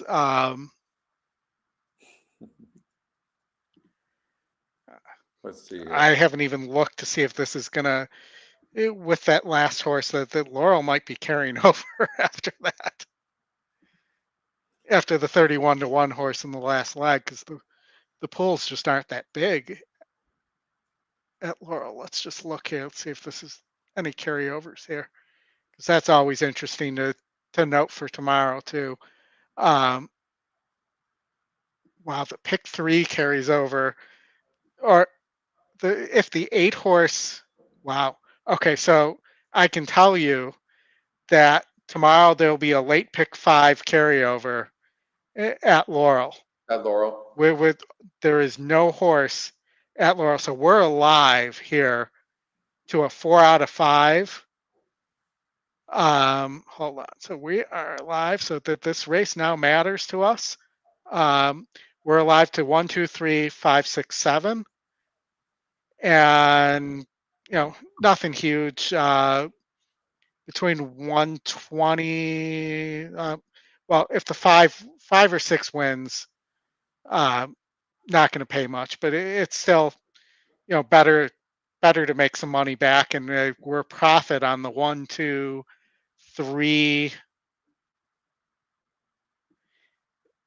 What did I have here? 1, 2, 3.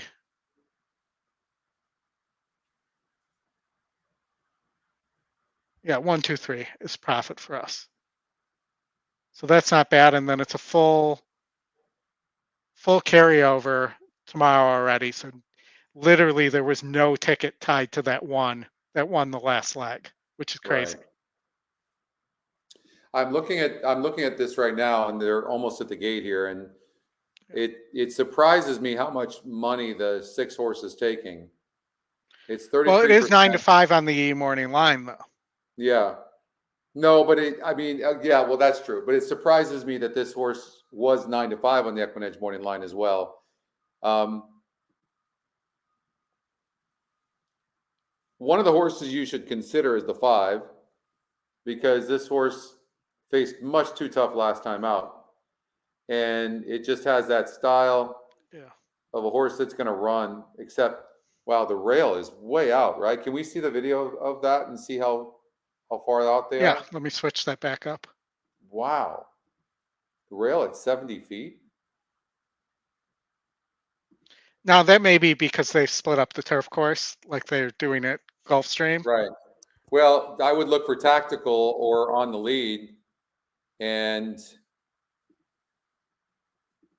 I would probably take the EquinEdge long shot, the 2 horse, to run a better race on the stretch out. It was 38% to win first time out. The GSR goes from 51 to 62. It's facing similar. I would imagine it's 3 to 1 EquinEdge morning line. It's got a good GSR.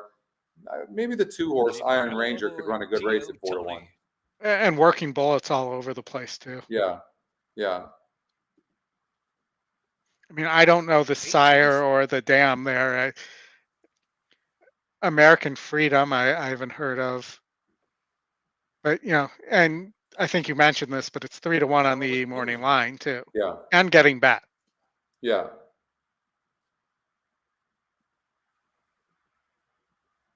Sneaking Suspicion. Yeah, Wiz, that's exactly what we're talking about, the 2 here at Laurel. Scores to settle. Yeah, and if you look at the GSR Plus grid, Oldy, this 2 is all about the turf. That's what it's bred for. And they're off.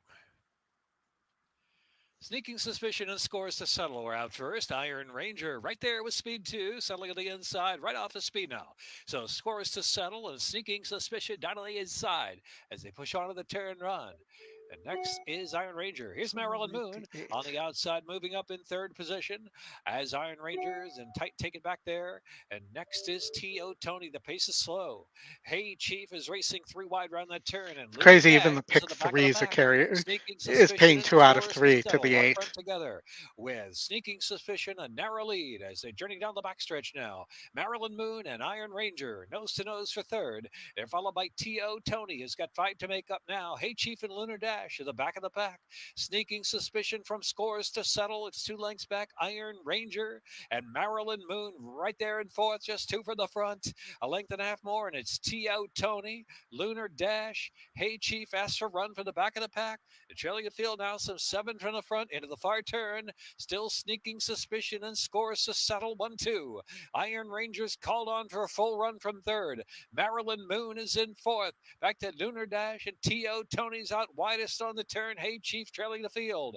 Sneaking Suspicion tries to go on for another 1/4 of a mile, but Iron Ranger is taking aim on the outside and taking the lead. Down to the inside, Hey Chief has cut the corner, has advanced to 3rd from last. I've got about a 3/16 of a mile left to run. Iron Ranger, Sneaking Suspicion. Hey Chief trying to reach on from 3rd, but just at an even clip. It is Iron Ranger in front. Iron Ranger, Marilyn Moon resurgent on the outside. Hey Chief is right there in the photo for 2nd. It's going to be Iron Ranger, Marilyn Moon, Hey Chief, then Tony. 6 to 1. Yeah. And that read exactly the way we saw it. Yeah. In terms of the system had all kinds of things pointing there. Yeah. Yeah. Yeah. Nice one there. 3-1 EquinEdge morning line. EquinEdge long shot. Top GSR. A lot pointing there. Definitely. Nice off odds. Really good. You want to get out to Gulfstream?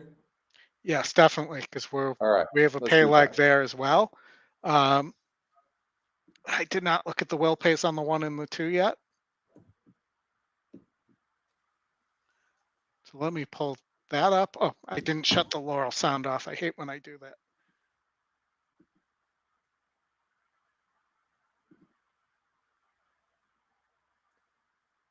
All right. Gulfstream, we have the 1 and the 2 here. I don't think it's going to pay much, even though it was helped a little bit in the last race.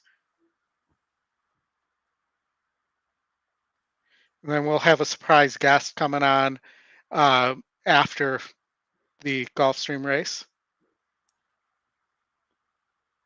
So believe it or not, Scotty, that paid almost $200 for 4 out of 5 at Laurel. Just for 4 out of 5? For 4 out of 5, yeah. Wow, that's nice. So we make money on the 1, we lose a little money on the 2. Well, with 4 out of 5s, we'll make money on the 2 too. At Gulfstream, but you know, nothing huge, but you can only play what's in the sequence would be my adage here. Hopefully, whoever you're going to have come on knows how to handicap, because I'm going to guess that. I know they have a ticket. Good handicapper. That's what I'm going to guess. I know they have a ticket to share for sure. Man. And I definitely think that they're going to up the intensity of the show a little bit. Oh, man.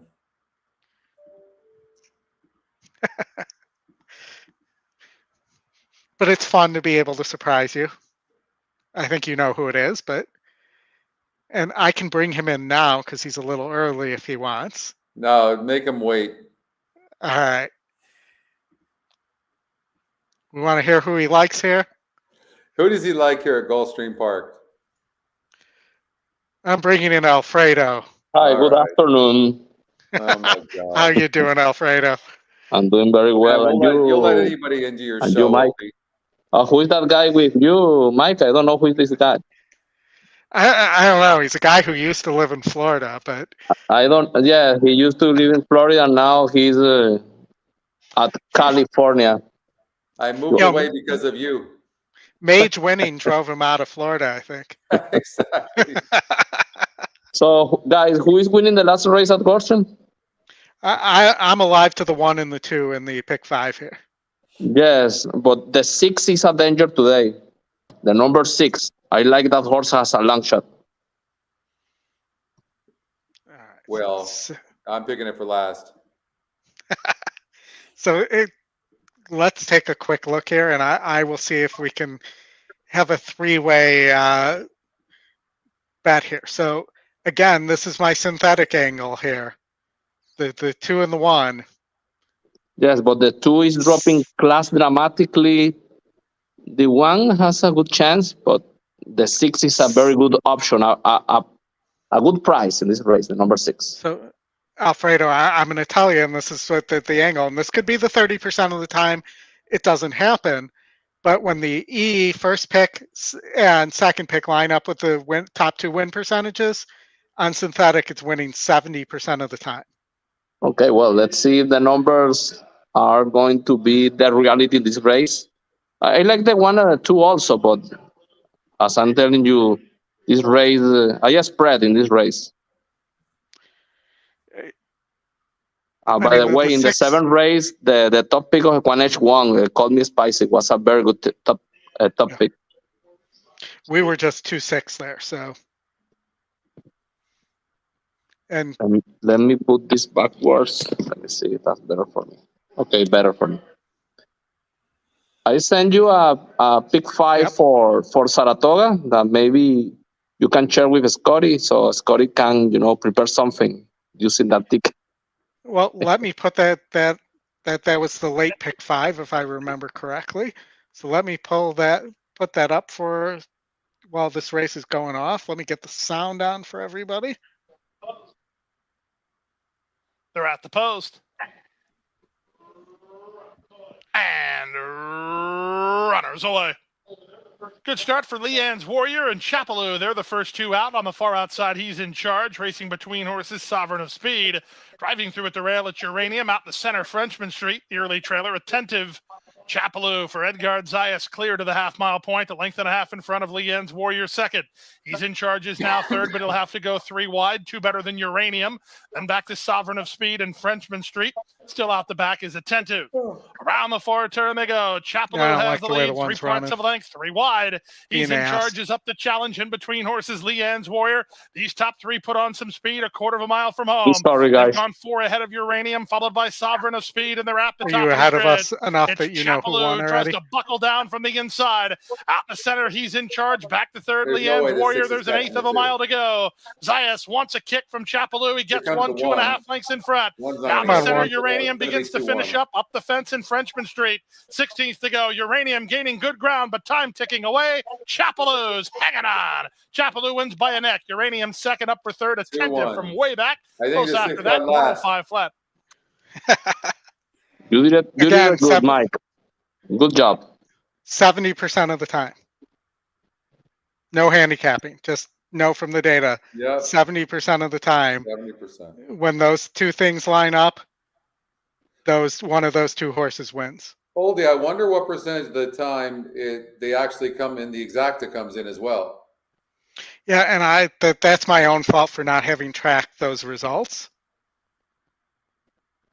But it's something we definitely could look at here. So right, that might not be bad. Yeah. 6, 8, 10. So, okay, let's go to Woodbine. Race number. What's the weather like over there?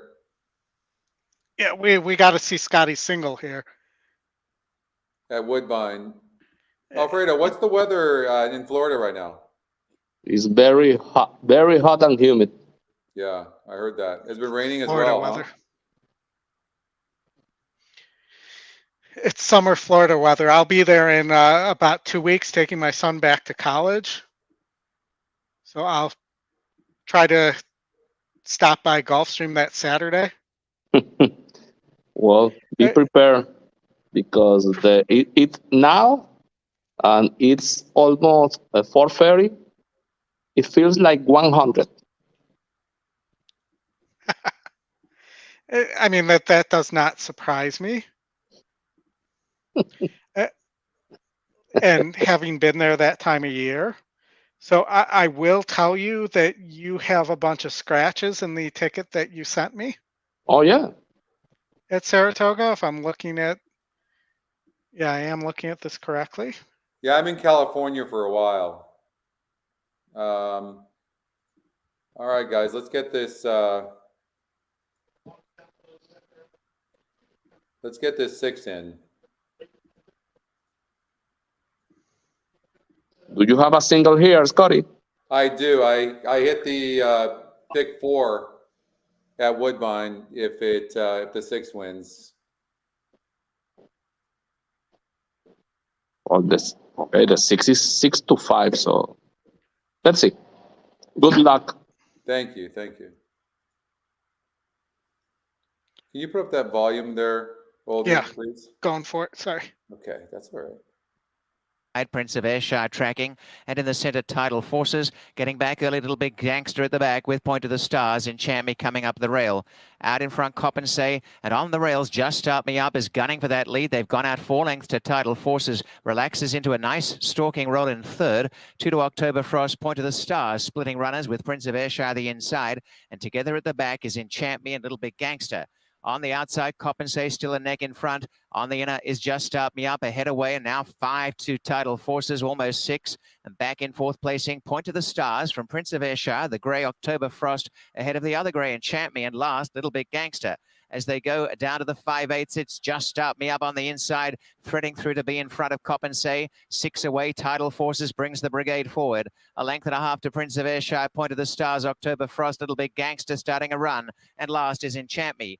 They go inside the half mile and still in front. Just Start Me Up with Cop and Say. They've tried to slacken the pace, but they're coming on from behind. 3 lengths away, Tidal Forces striding home freely. Now. The length to Point of the Stars, and then Prince of Ayrshire. Tidal Forces coming for the lead right now. Ranges up to Just Start Me Up. Cop and Say's had enough. And on the outside, Point of the Stars, then Prince of Ayrshire. Enchant Me down the outside. Tidal Forces has gone to the front, but lugging about. In second placing is Point to the Stars. They've run clear of Enchant Me. And then Little Big Gangster, Tidal Forces, and Point to the Stars. And on the outside, trying hard, Point to the Stars. Tidal Forces, slender lead. Point to the Stars, really nibbling away. They're well clear of Battle Royale between the two, but Tidal Forces still narrowly. Point to the Stars coming back as they go right down to the wire.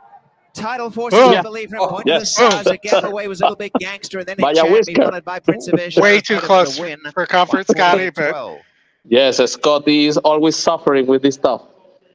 Well, Are we sure I got it? I'm pretty certain. With the exception of, I don't know if there's going to be an inquiry, because there definitely looked like there could have been some bumping. I have no idea who bumped who. I hope. Thank you very much. I don't know. There we go. A mile, 46 and 1. You're good. Yes. And 3/4, 110 and 1. The mile 135 and 2. And the time 148.12. Yeah. So based on scratches, Alfredo, the ticket you sent me is $12. Okay, let me check. Check, because I send you that ticket. Okay, give me a sec. Oh, hold on. No, I missed the 13 and the 14 in the last leg. So I'm sorry. Your ticket's $36. Oh, the 13 and the 14 are scratches. Yeah, way too easy. No foul. Thanks. Give me a second, because the number 3, I don't know. Give me a second. No, 13 and 14 are there. I just missed them. Thanks, Dan. I missed the check mark when I meant to hit them. But, it's race 8 that got decimated in terms of horses you were using. Emma Wilson really gave that horse a really nice ride. I'll tell you that right now. Forces, number 6 over 5, Point to the Stars. I mean, that was the Gangster and 2, Enchant Me 6. Well, the 13 and 14 are running. Wow. No, race 8 at Saratoga. Race 8. Yes. Oldy, Randy wants to know the angle you were talking about again. All right, so it's on synthetic. When the first 2 picks are the same as the first 2 win percentages, when it's the same 2 horses, 70% of the time on synthetic, one of those 2 horses wins. Thanks, Brent. And I will tell you, it's more often that the top pick wins. It's not 35%, but it's still. And Chris points out there are things to consider here. Chris pointed this out, and he's doing his class on Friday nights or his session is typically on betting, but so you have to consider the ROI too. It may be something you pass on, like I said, if you see too many of those sequences. Mike, please, can you change in race 8 instead the 8? That is a scratch, as you said. Can you use the number 2, please? Yes, sir. And that's it, or I have more scratches? You had 2 scratches out of there. Oh no, I missed it. What is wrong with me? There we go. That would be your ticket. Then. Oh. I don't know how I checked the 6 there. No, 3, 6, 8. In the first leg, the number 9 is a scratch. Oh, I added the 4 there. There we go. And then the number 9 in race 1. 3, 6. Okay, 2. Okay, that's good. That's good. Yeah, I think this has I'd play this ticket for sure. There's no doubt about it. I do think, though, I'm going to tell you, I think the 7 in race 10 is it race 10? Hold on. No, the 7 in race 9 could be a single. The 7 in race 9. I have my doubts. The number 4 is going to run very well today because in the past, that horse, that mare ran at Saratoga and ran very well, and is the top pace of the race. So the number 4 is a danger. Yeah, I mean, I could see doing Too something dangerous, like too this. dangerous to leave her out. All right, so there's Alfredo's ticket. I'm going to play this along with you. And you, Scotty, are you playing my ticket? Well, right now I'm watching Saratoga race 7. I'm alive in the pick 5 there. Oh, we're off, so I missed it. Right now, I don't have the 9's in the lead, but the 8 seems to be running better, and I don't have the 8. But here's Scotty's ticket. At 7-2 is flying. 9 looks done. Looks like it's running pretty good. Okay, the number 9 is leading the race. Oh shit! Here comes the 2 on the outside, or is that the 3? That's the. I can't tell. The 6-5 favorite's gonna win. Their number 7 is coming. Yeah, 3 won the race. 3 won the race. Easily. What a nice move that was. Yeah, and it was 7-2 on the morning line too. Yeah, it was 7-2. Our system did not like that horse at all. And that was the Chad Brown horse. That was the foreign horse. That was the foreign horse, Flavian Pratt. Well, that horse was the buzz, wasn't it? Yeah. The number 3 has a place in a grade 1 at Longchamps. Imagine that. Huh. Yeah. And also you might want to point out it was getting wet turf here and maybe didn't want the firm turf. No, you're right. Look at that. It was raining there. But yeah, you're right. That horse lost by 3/4 of the length, 2 races back in a grade 1. Yep. Yeah. I mean, this is a much easier group than what that horse has been facing. Yeah, and on soft turf, and it gets yielding turf in a pouring rainstorm. Here. Yeah.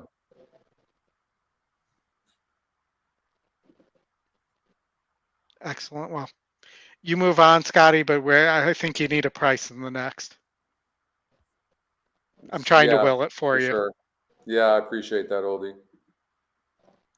And Alfredo, since I didn't get time to get your ticket in, I think it's still a reasonable pick 4 at $18, and you can play it for multiples.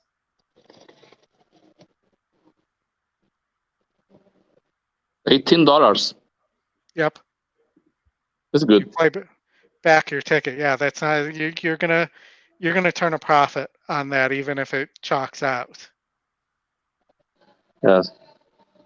Was looking for a better price in the first leg, but the 3 was too logical.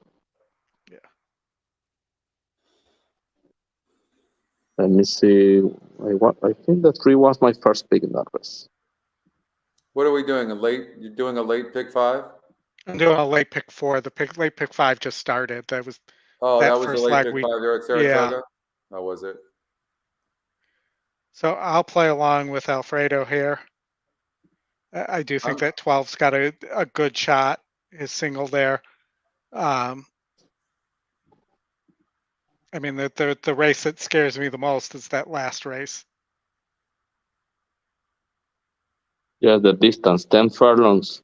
It's not easy. It's $48 to go all in the last. I may just play it that way. You press the old button. Okay. Yeah. All right, so let's see what we have coming up here. We still have some racing at Woodbine. See if I can stop doing that to the screen. Where you at? Hey, okay. Okay. We got. Can you say hello? If we want to jump somewhere like Alice or Colonial, or do we want to look at some of the coming frequently to Express Bet? Bill Murphy introduced me to him. Scotty. Oh, but he's very good. Come here. Hey, Scotty, Mike. We have here Victor Sanchez. clerk Victor of scales of Gulfstream Park, a real legend. Hola, Victor. What's up, brother? How you guys doing, man? Very, very good. How are you? Everything is good. I hope it's not as hot in your place and down here. Listen, I'm in California. Listen, I'm wearing sandals right now, Victor. So it's my God, I envy you. I envy you.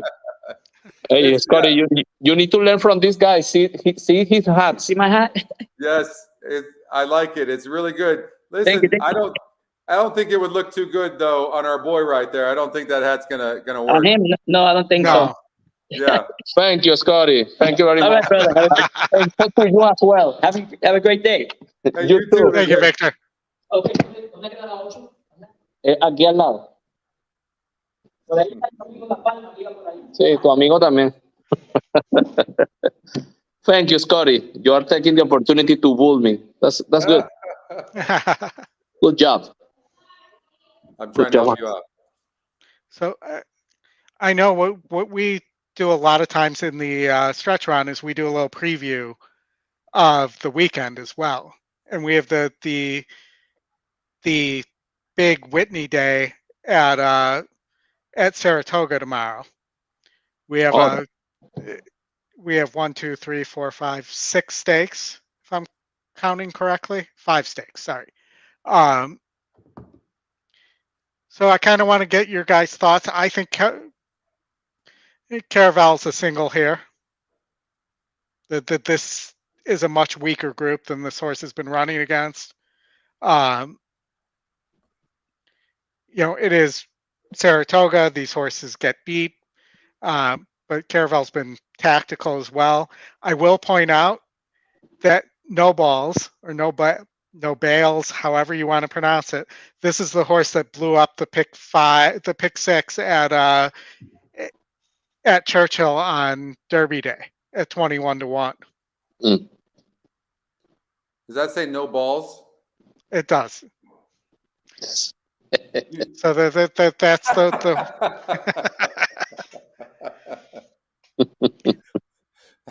I imagine in English it has the same connotation than in Spanish.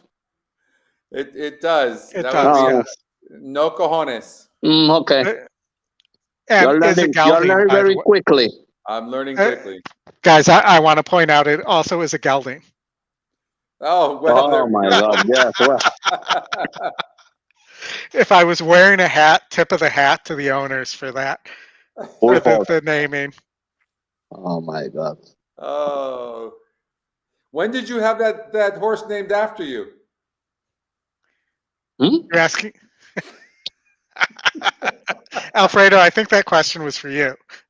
I didn't get the question because I didn't pay attention. What did you say? When did you have that horse named after you? I can't answer you because I need to start talking about certain Galicia that I can't talk about now. Oh, well, he's still got his balls.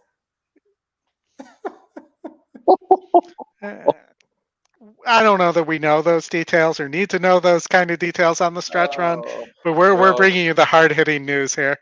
I haven't even had alcohol yet, but yeah, somebody's got to give Alfredo a tough time. You realize that it's usually him giving me the hard time all the time. So yeah, I don't know why he's being so nice right now. What is wrong with you?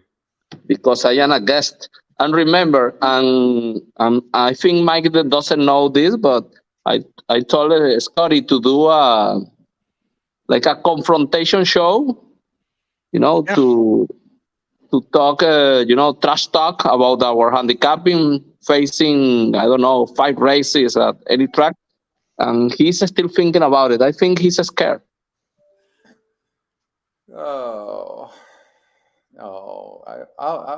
I'm liking the idea, actually. I'm liking the idea. It would be a fun show. As you see, I am proficient, so I can, fight you back in the show. So it's good for you. Well, I was just saying before you got on that the last few times we've played against each other, you've beat my ass. Not a surprise, right? No, surprise to me. It's a big surprise to me. Yes, and 2 days in a row. And we were talking about the Kentucky Oaks and the Kentucky Derby, right? Mm-hmm. I'm going to give you, it is time for Caesar. It is time for a drink. You killed it. They're 100% the best handicapping for Kentucky Derby weekend that I've ever seen. 100%. Like you had the winner, you had the winner of the Oaks and the Derby. It was amazing handicapping. Oh, well. And speaking of the winner of the Oaks, I think my biggest award is listen to you admitting that, because imagine. You did. You know, I don't know if you remember this, Oldy. I don't know if you remember. Alfredo does, but the ticket generator had Mage singled in every single denominator or wager type, every single wager type. And that day you were saying that you preferred other horse, right? I saw it and I still didn't believe it. Okay, so and nothing. The point is that the system is your son, but your son is better than you. And had you run it with Mage singled on the pick six, you hit it for $1.2 million too. Mm-hmm. No, but I didn't have EquinEdge then. So I had other tools, but they weren't as good as EquinEdge. So I did that pretty much using the racing form.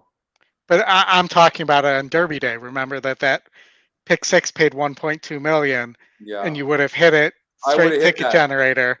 If you singled Mage in the last. Yep, exactly. Or at least, has you always like to bet 3,000, 4,000, 5,000 to win? And I told you, bet that money on Mage. And what did you do? Nothing. You bet other horse. That is the respect that you have for me. Well, look at it's not only that. Over at Del Mar, Caesar was in that tournament at Del Mar, and the numbers were absolutely on fire. And I was out after the first day. I went home. Trust the system. You got to trust the system, and just make your bets around it.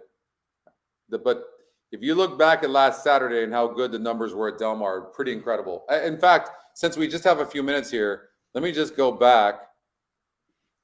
You want me to share? You want to share your screen, or you want me? No, to why don't you do that? Actually, go back to last Saturday, Oldy, and look and see what the numbers did at Del Mar.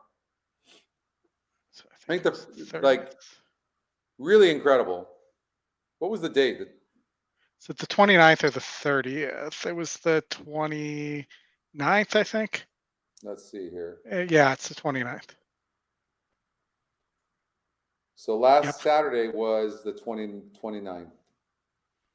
Yeah. Top pick. So first race, the 1 horse, right?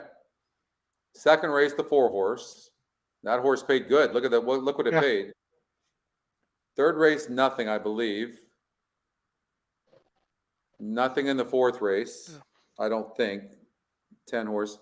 But let's see who won that race. The 6. Average. And then the 3 horse, this is where it gets interesting. Did you see this, Oldy? This was sick. So, I was actually out. My daughter was, we were doing a campus tour with my daughter. So I missed most of this. I got online in time to watch my favorite horse, the Chosen Vron, win his grade 1, but that was about it. And that was our top pick as well. But here's the thing. This horse was 58% to win the foreign horse, and this horse paid $14. Ask me if I bet it. Nope. You did not. I know by the question. Yep. Okay. Race number 6. The 7 horse, that was a tough race, wide open. Race number 7, the EquinEdge long shot pays $10.20. Yep. Race number 8, the EquinEdge long shot pays $29. And I'll tell you, Justin gave this horse out in he told me on the show last week. Yeah. And he singled this horse in the pick 4. Yeah. Race number 9, the 9 horse won. That was EquinEdge's top pick. Race number 10, the Chosen Vron wins, pays $11, the top pick. Yep. And then race number 11, another EquinEdge long shot wins and pays 10. I mean, crushed. Like, you're supposed to do better in the tournament. So let's go through this again. So let's look at the pick 5, the late pick 5 here. Long shot, top pick, long shot. Paid, and I don't know if you saw that, paid $6,000, almost Wow. $5,800. Incredible. So if you just would have even used the top EquinEdge picks in all the races, you're golden. Yep. Yeah. Sure. And Oldy was finished third in a happy hour handicapping contest yesterday, right? Yep. And you were the short winner of that contest. But like Scotty, I imagine you were very stubborn in a couple of races with the top pick because Bill Mott won a race with Junior Alvarado yesterday, and that horse was the top pick. If I am remembering well, she has like almost 60% to win, something like that, and she won easily in that race. And also the ticket generator was picking her as a single. So imagine that. Yeah. So all these apparently the stubbornness is coming from Scotty to. It's true. I can be pretty stubborn, but this was the horse that really put me in position to have a chance there. And you know, I gave this out in the WhatsApp chat as well, and said, they asked what I liked, and I said, I think the 5 has a really decent chance here. First of all, this horse is 4:15 at the distance, and if you look at this Mott horse, it has not been performing well since it came back off the break. It does not appear to me like it's been the same horse coming back off that layoff. Yes, and the number 2, the horses on dirt from run are not running well. Yeah, and the 2 needed the lead and needed to clear and had been stopping. And you didn't really know the horse's level because it only had won this one race above its maiden. So the 5, a multiple time winner, was claimed, was the long shot, was being shipped in from California, and was going to sit. And this is one of the things about the pace, but in California the pace, it's usually a quicker pace than it is in New York, just in general. So this horse was going to be sitting closer than it typically would in California too, and it had beaten 60 SOR, and there's no reason this horse should have been 21-1. And the time of the race was very slow. I remember 1:38, something like that. Time's irrelevant. Yes, I know, but was slow. So the level of the race was very low. Yes, it was not a great group, and like I said, this horse, and I was explaining to people, you couldn't use in the pick 5. You couldn't use Warlike Goddess and Pipeline in the pick 5. If you use both, you're not going to make it. You need bombs everywhere else, so you're not going to make any money because they're both. You have a 3 to 5 shot and a 1 to 2. Guys, I'm going to give you a horse at Monmouth Park. Okay. All right. The 3 horse. Hashtag no wonder, the top EquinEdge pick. Oh, I like that horse. I know that horse. If this horse can just break just a little bit, then it's got a really big chance of winning this race. Top E pick, top win percentage. Yep. I mean, it was so much the best in the last race facing the 6 horse, who's the EquinEdge second pick. But I will say this, the EquinEdge, that's a really big pace advantage for the 6 horse, guys. And I know you can see this. Was it the pace advantage last time as big? Let me look. I will tell you.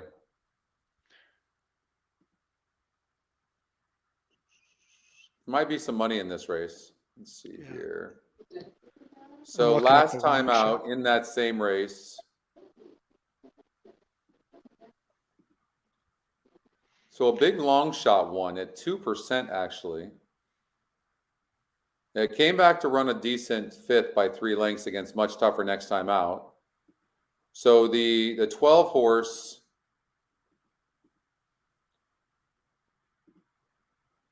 it actually dueled with a long shot, so it has a much bigger pace advantage here. But the 3 horse still ran gigantic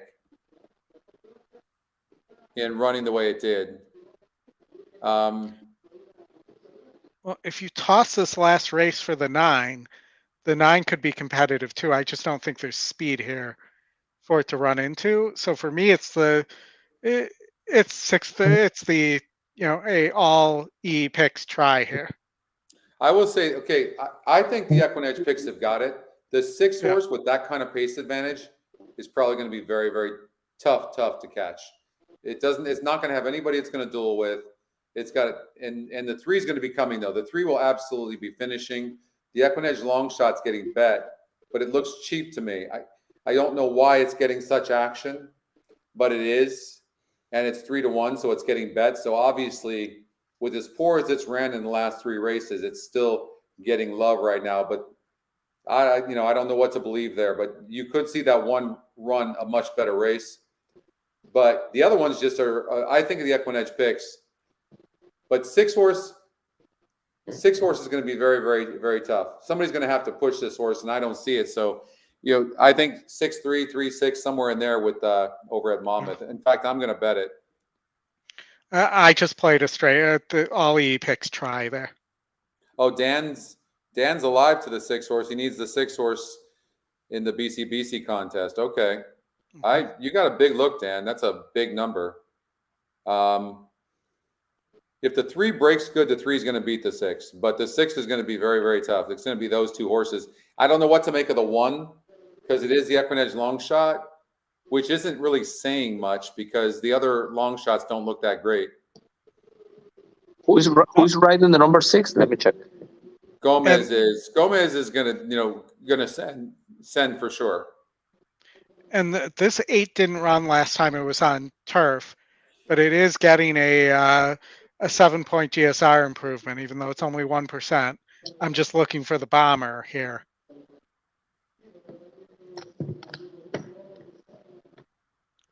Not sure can rate, but if it stays on like it did last time in its last race at Parks, it could get a piece here. Well, I'm going on the 6 horse with that pace advantage. I'm not going to go against Dan anyway. So I'm going with the 6. Okay. And so it looks like they're just getting to the turf course here. Let's see here. But this 3 broke pretty bad last time out. 8-5 here on the EquinEdge morning line, but there was 3 scratches in the race. But maybe there'll be a long shot for the 3rd spot, guys. And right now at 10-1, that would maybe for me would be the 7 horse, Shimmering Leroy. I think the 8's got a chance to get up for a piece. I know that sounds nuts at 2%, but it is. If it runs the same race it did on dirt with the GSR improvement here, it could finish 3rd. Yeah, that's what I'm thinking. But that's 6. I mean, that's such a big pace advantage. And last time that horse was dueling with another horse, so it had to move a little bit quicker. They're coming back, same surface, same distance. Yeah. All things being equal, that should make the 6 awfully tough. But unbelievably, you're getting 3-1 on the 3. That's pretty incredible odds. Yep. I mean, the fact that the 3 horse is 3-1 and so is the 1, to me, that's crazy. 8-5 on the EquinEdge morning line on the 3 as well. Yeah, it's not the best breaker in the world, but there was 11 horses in that race where now you're only looking at 8 horses. So big difference. For those odds, Dan, I'm rooting for you, but I think I've got to take play the 3 for 3-1 odds on the win end. I agree. Yeah. So there's also an interesting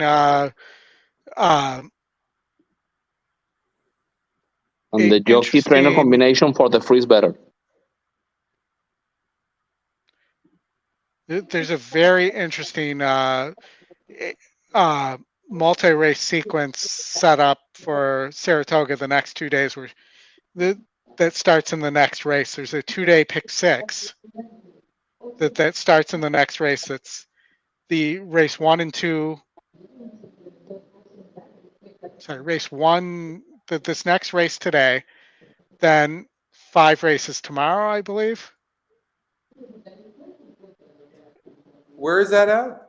That's at Saratoga. It's a special. But they've got that other tournament there, the horse tourneys tournament.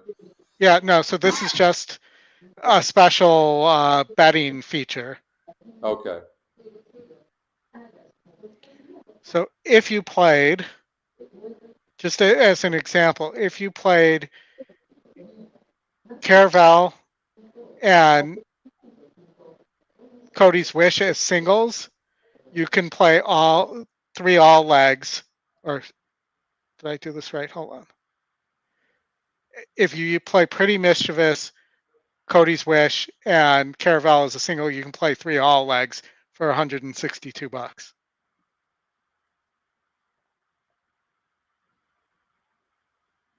So guys, the 6 horse just dropped or drifted back up to 2-1. So now I'm completely confused as to what to do because that is such a big pace advantage.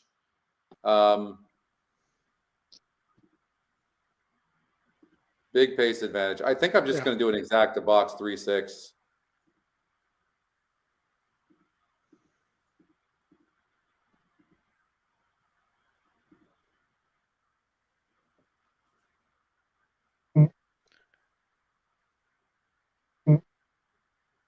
Wow, 6 broke. Wow, that's a tough angle to break on too. Did you see the flyer that horse got out of the gate?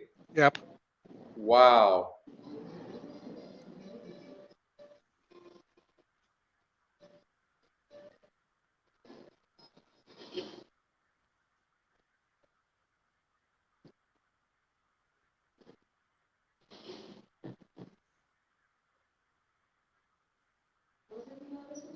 I mean, you can look, if you look at the 6 horse, I mean, that horse does not relax at all. No, not at all.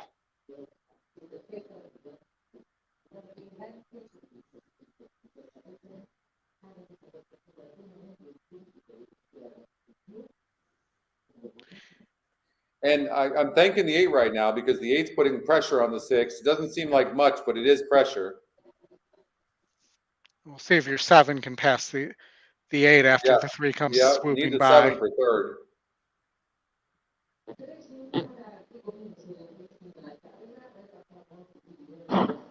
Want the 7 for third. I think the 3's got the 6, I think, but the 5's running good too.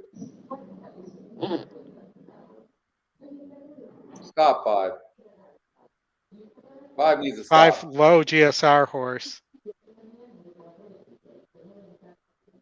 Stay up 6. Come on, 1. Stay up for second, 6. Stay up for second.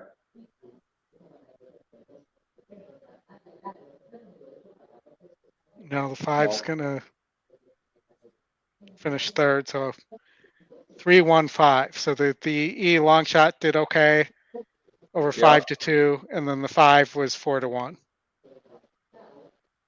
So yeah, I mean the 3 ended up winning that race, so that's what we had thought. Ended up getting 5-2 on that horse, which is good. Yeah, so the Saratoga 2-day pick 6. I just want to see what I think we missed Woodbine race 8 while we were chatting here, but it's not giving me the pool amount yet. But looking at this, I mean, you can obviously do some handicapping here in this race, or you could play in all. It's interesting. So this 5, who's a Chad Brown horse, is 2%, only 61 on the, looks like more of a sprinter. This might be just, even though it's showing a low pace number, being that it's a sprinter, I bet it's more forwardly placed. I wonder if this horse is here to rabbit at Saratoga. race 8, the 5. Now the track is yielding. Do you see what I here? Let me show you guys what I mean here on this horse. So this horse, I do have a note on it. Benefited from a pace tool. So as a sprinter, it doesn't have that much pace, but I'm wondering what a horse with a 20% GSR decrease is doing in this race. 3-year-old gelding, so there's no reason to get a black type. It's none of those excuses. So and I talked about this a little bit with the Delgados and the Haskell, where Jorge Delgado horse kind of rabbited for Mage in that race. And Brown's known in these turf races to insert a rabbit when he needs a horse when he has a horse that needs pace to close into. And the two Delgado you are talking about, they suppose they don't talk to each other, so I don't know. Okay, so they don't? All right, well, that was our theory. But the race is saying me other stuff. So take a look, though. Maybe they're afraid bat flip will get away. We don't know. Here. So maybe they're, again, maybe the 5's here to rabbit and set it up for, let's see, if there's a brown horse that needs pay. Well, maybe he doesn't have a horse to close into here. But, this 4 is really interesting. I think the 2 is really interesting on the front end. And, I think there was one other horse I liked here. Wasn't that one? Wow, look at this. Yeah, it's a good point, Jared. 47% horse on Miracle Mike, who just broke its maiden. Now, horses only come back 5% of the time that break their maiden to beat winners. Only 5%. So 7 horse. I'm like blown away, honestly, by that. I don't get it. And it's a turf horse, and it's dropping 10% or 10 points of GSR. Yeah. Is 1,000% a closer. I don't get it. I just don't get it at all. I mean, I don't understand why this horse would be 47%. But if it goes off at 10-1 or even 7-1, it might be worth at 47%. You almost have to, if there's value like that in it, bet it. That's actually one of the weirdest numbers. That's more weird than the 4 horse here that Steven's pointing out. This is a foreign horse that the win percentages don't like, but the EquinEdge Morning Line caught it, and the EquinEdge Top Pick caught it. So, the 4 you're talking about? The 4 horse here in race number 8, yeah. So. And the GSR doesn't really like it either. No, the GSR doesn't really love it that much. So there's just but look, the top win percentage is only 19% too. I'll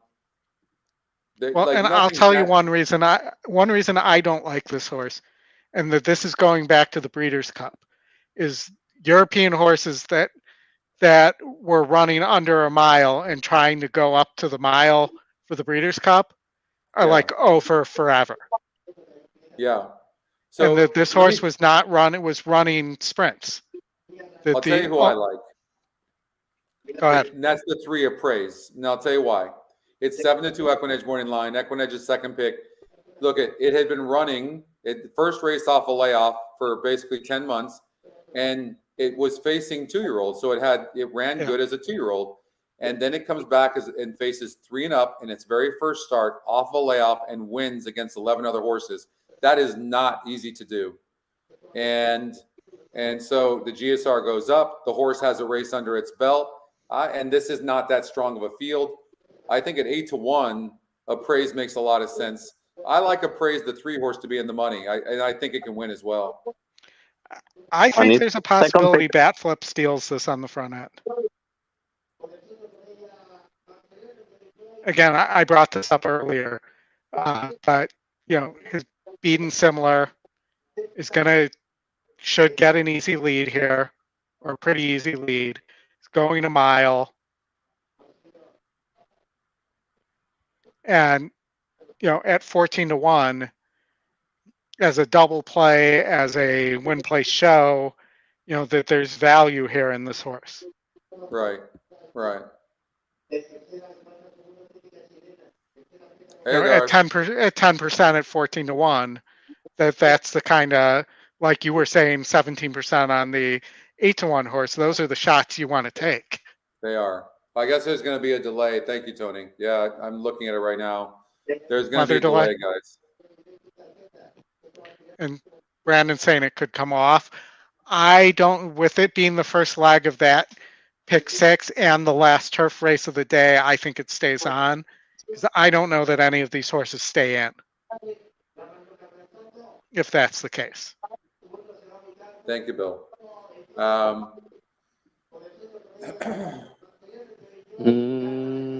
is the reason that Carl Sparkler has the Gaffalion. Yeah, and behind enemy lines, I think has a shot here. Was it Joseph O'Brien horse? I don't like. You don't like Jack Sisterton? Jack was an assistant for Doug O'Neill for a long time, so. And General Jim looks like he should be fine on turf, but I don't like this performance versus the performances on the dirt. There's definitely he won at Saratoga on turf. As a 2-year-old, though. Yes, but he's a good horse, and the track is messy now. Yeah, he can take advantage of that.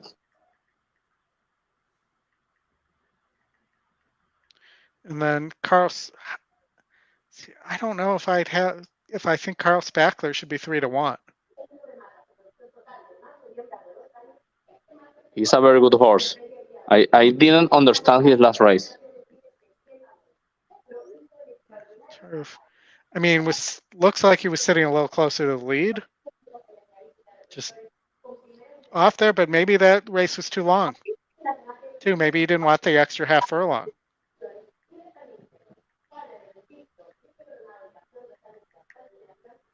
Different track to play in the meantime.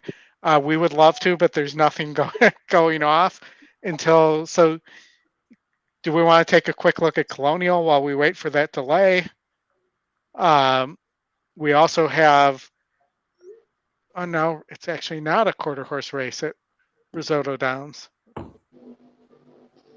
But Colonial's been producing some crazy results too. I don't know if you saw. I think it was Wednesday that both the early pick 5 and late pick 5 carried there. At Colonial? Yeah. Yeah.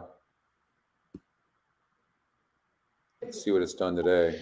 Today, Colonial top EquinEdge pick over the EquinEdge, long shot over the EquinEdge second pick. That was a nice trifecta, paid $44.70. It's kind of really a low payout, but the favorite. Oh, and then the exacta cold in the second race. Yep. Nothing in the third race. Top pick in the fourth race. And they're also off there. That they're on. They're off. Are they? Yeah. It's muddy. It's doing pretty good there today. We're doing really well. So maybe look at this 12 horse who's 9-5 on the EquinEdge morning line, because on paper it doesn't look like it should be 9-5. Kent Sweezy took over this horse. And the GSR is not bad. It just looks like it needs the lead to me. Let's see here. Yeah, it does, actually. You're right. Yeah, absolutely. And outside speed like that when you need the lead isn't necessarily a good thing.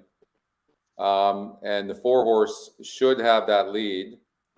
And the 4 horse has Well, the 4-horse doesn't have much class, so the 4-horse is going to stop, but maybe the 4-horse could hurt the 12 a little bit. But even though the 4-horse has a 9-point advantage in pace, the class of the 12 could put the 12 in front from the very beginning. But possible for sure. Right. So who would be the horse sitting in third? Then there's then you go back to like the 3-horse. You go back to the 10. What about the EquinEdge long shot? I mean, this horse is going to come from well back. Well, and if you look, the 10's 2 of 2 at the distance. You know, in the race distance, surface distance SOR is a 54 in a group of 48s, and is currently sitting at 5-1. And is your E second pick? By the way, the 6-horse Wicked Intent, the EquinEdge long shot, breaks too poor to believe. Like I don't think it's playable, although it's facing. The last time it faced horses this easy, it won. But it had a 57 GSR. Today's got a 52. I don't know. It's probably one of the ones, but this race at Colonial Downs is kind of wide open. Yeah, I'm just looking at the dirt tab here. It does look like it looks like it wants 2 turns to me here, and this is a 1-turn mile too. So by the way, Oldy, go to race number 11 at Saratoga so we can answer Dan's question. Yeah, race number 11's been off the turf. Yep, off the turf. Okay. So watch, you're going to see how we've really updated the system, and you'll see if you look, the system has accounted for that already. Scratch the proper horses. It says sloppy up there on the track diagram, and then on the GSR tab, you can see it says 10 furlongs wet dirt, which means it's using the wet GSR numbers.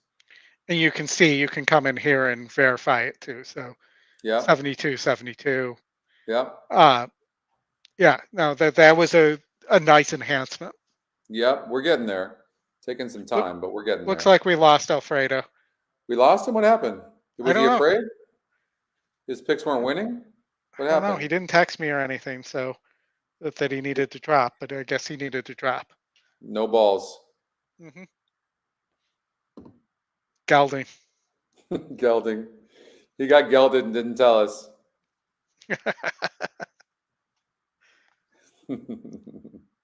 Yeah, so this Colonial race is interesting, and I do think the 10's got a legit shot there.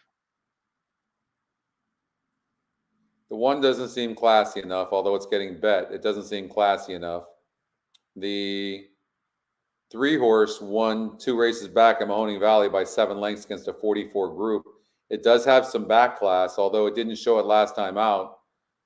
Yeah, I think that horse is getting overbet as well. So when I'm looking at races like this, here would be my hope here.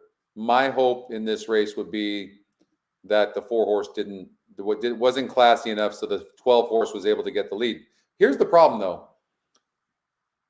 It is a 1-turn mile over there, so you know what? It might not matter. I was going to say that's not a great post, but you know what? It's not going to matter. Oh, he must have heard me talking crap, and he decided to come back. He de-gelded himself. Yeah. We thought you had no balls, and so you left us. We both keep going to add him to the stream, so which one of us is going to add I got it. All right, there we go. Listen, we muted him perfectly. We're very funny. So I'm playing I'm betting the 12. I'm going to bet the 12-horse because I don't think there's anybody in here that wants to close. And I'm on the 10 at 5-1, the second pick then. And, I think the 4 is going to, who's absolutely a sprinter, is going to provide enough speed that even if the 12 gets the lead, they're going to go too fast. Well, I'm hoping that the 4 breaks slow, is on the inside, not classy enough, and the 12-horse is just too good. That's my hope. Well, am I seeing this right? The favorites, the E long shot at 7-2. Oh no, the 3 is the favorite at 2-1. I mean, you're looking at the 12 horse who's 9-5 on the EquinEdge morning line, 32% to win, top EquinEdge pick, one of the top GSRs, the second top GSR next to the 3. Like, I don't know. Why not? Definitely, why not? I'm going to take a quick pit stop and let the two of you go at it for a couple minutes. I'll Oh, be right man. back. Don't leave me alone with him, please. Yeah. All right. Hold on here. I think that number 4 was your 4 years ago. Let's see here.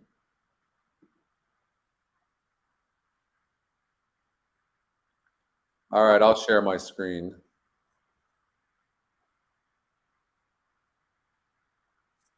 So they're loading into the gate here. I can't show the race, but I can play the volume. I put a little bit of money on the 12 horse Daisy B, who should be on the lead.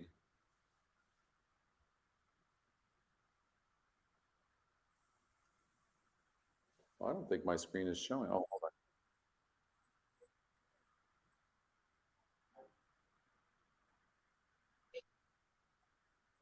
Let's see.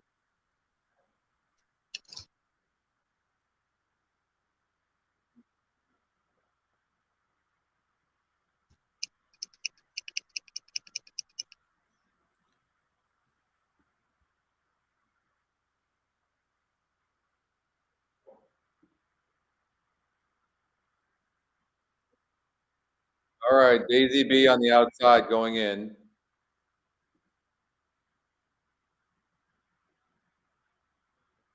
Oh, you are calling the race. I like that. I'll call the race. I love calling Call the it. race. Call it. If you're not winning, you can cry in the final stretch. I will. All right, 4 is going to get the lead. 12 broke okay. Not great. So 4 on the lead. 12 horse sitting okay. I'd like to see the jockey's kind of, the 12 horse looks okay. Sitting in second. Doesn't really look like anybody's all running that good. The 3 horse, though, who's your favorite at 4-5, that Stepper, is running nicely. 15-1 shot, though, the 4 horse on the lead. That's Please Marry Me.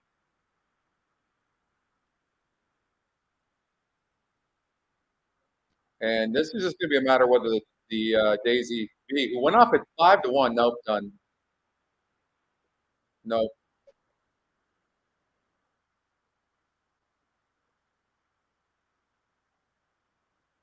How about this 4 horse right now? Maybe nobody catches this horse.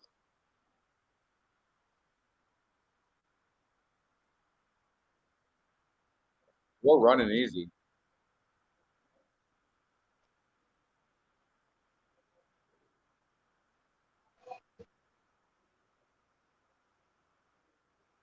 Six is coming up, or at the 1 or 6. One of them coming up. 1 coming on the rail. 3's got the measure of the 4 for sure. Ain't gonna win the race. Somebody on the outside coming. I can't tell. All right, 3, 4, maybe I don't know who that was. All right, disappointing effort, and that's why the horse was dead on the board by the 12 horse. Late money poured in on that 3 too. Yeah, it sure did. I think they are running at Saratoga very soon. Let me check. Oh, are they? They're on the track? No, they are. Oh, they're not. They are preparing the horses again. All right, maybe we look at Monmouth. They're on the track over at Monmouth. So I guess I'm still sharing here. Yeah, you're still sharing. All you. All right. So Monmouth, the 8. We have a 60% situation here. But let's look at this 3, who's 16%, 5-1 on the morning line, 7-2 on the E morning line, and is currently sitting at 16-1. Which one are you talking about? The 3 horse at Monmouth Race 8. Yep. Pace, but look, listen, your thing applies here. Top 2 win percentages, top 2 EquinEdge picks. So 70% that the 6 or 8 are going to win this race. It's dirt, so it's only 60. On dirt it's 60. Yes. And so what is it? That's only on turf that's that way, or synthetic? Synthetic. So on synthetic, if it's like that, it's 70, but if it's dirt, it's 60. Yes. Okay, so 60% chance that the 8 or 6 wins this race. And a much higher percentage that the 8 wins. And let's just look here. So the 3 is top pace. So I'm going to throw some numbers at you here. The 3 is top pace, top SOR. Okay. So top pace, top SOR on dirt, as I outtalk the speed I can find it, wins at 24% of the time. Okay. Top on dirt, the 8, who's at 2-1, not your favorite, is top GSR, top win, top E pick. Okay.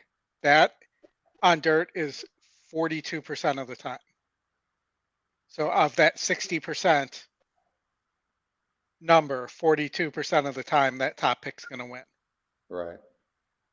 Here, and 54% at Saratoga. But, so you could think about it this way and play it as a 8-3 exacta. You could play an 8-6-3 exacta. As long as you need to get the 3 in there somewhere for this to pay, though. If I'm telling you this is 60% of the time and the 3 is 24% of the time, that's 84% of your win probability. So okay, I guess Saratoga was canceled.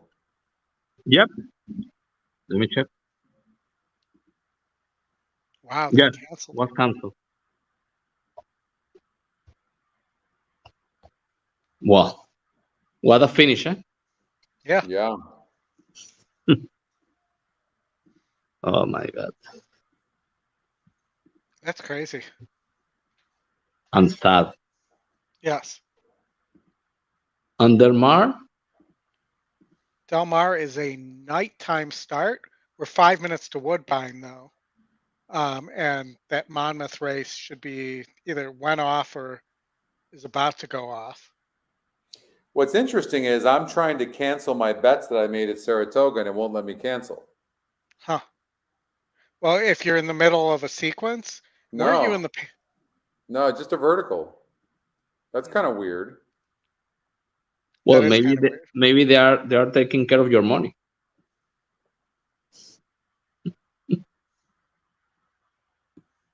Yeah, I guess so.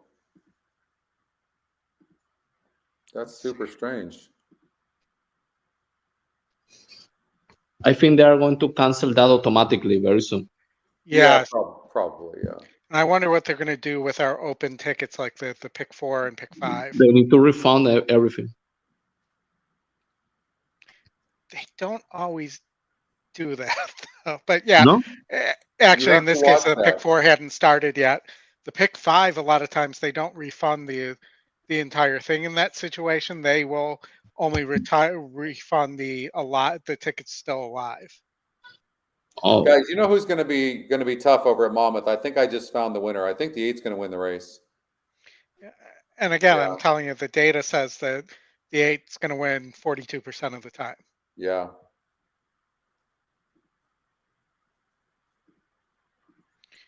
And the batters think the 6 is going to win. So it's just it looks likely that the 8's going to win.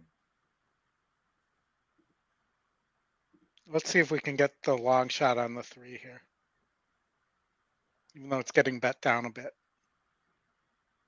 Not the long shot, but the long shot price.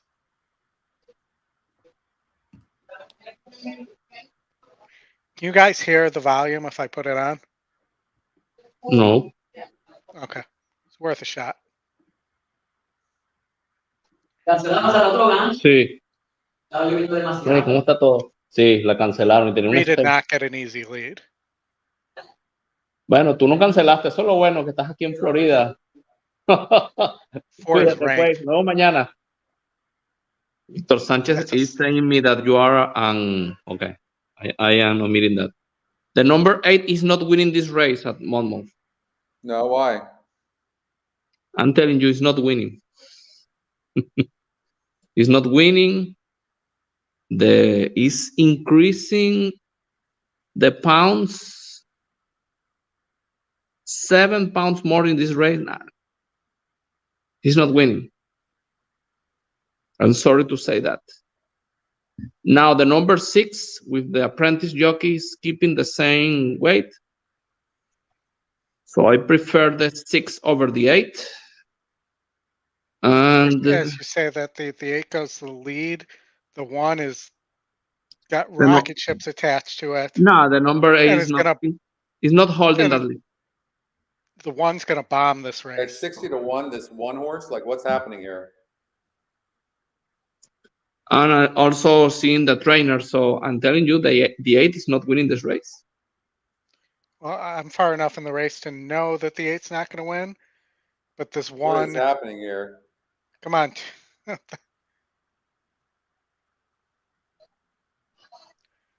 at 9 to 2 is going to be just short. So 62 to 1 is the price I'm seeing.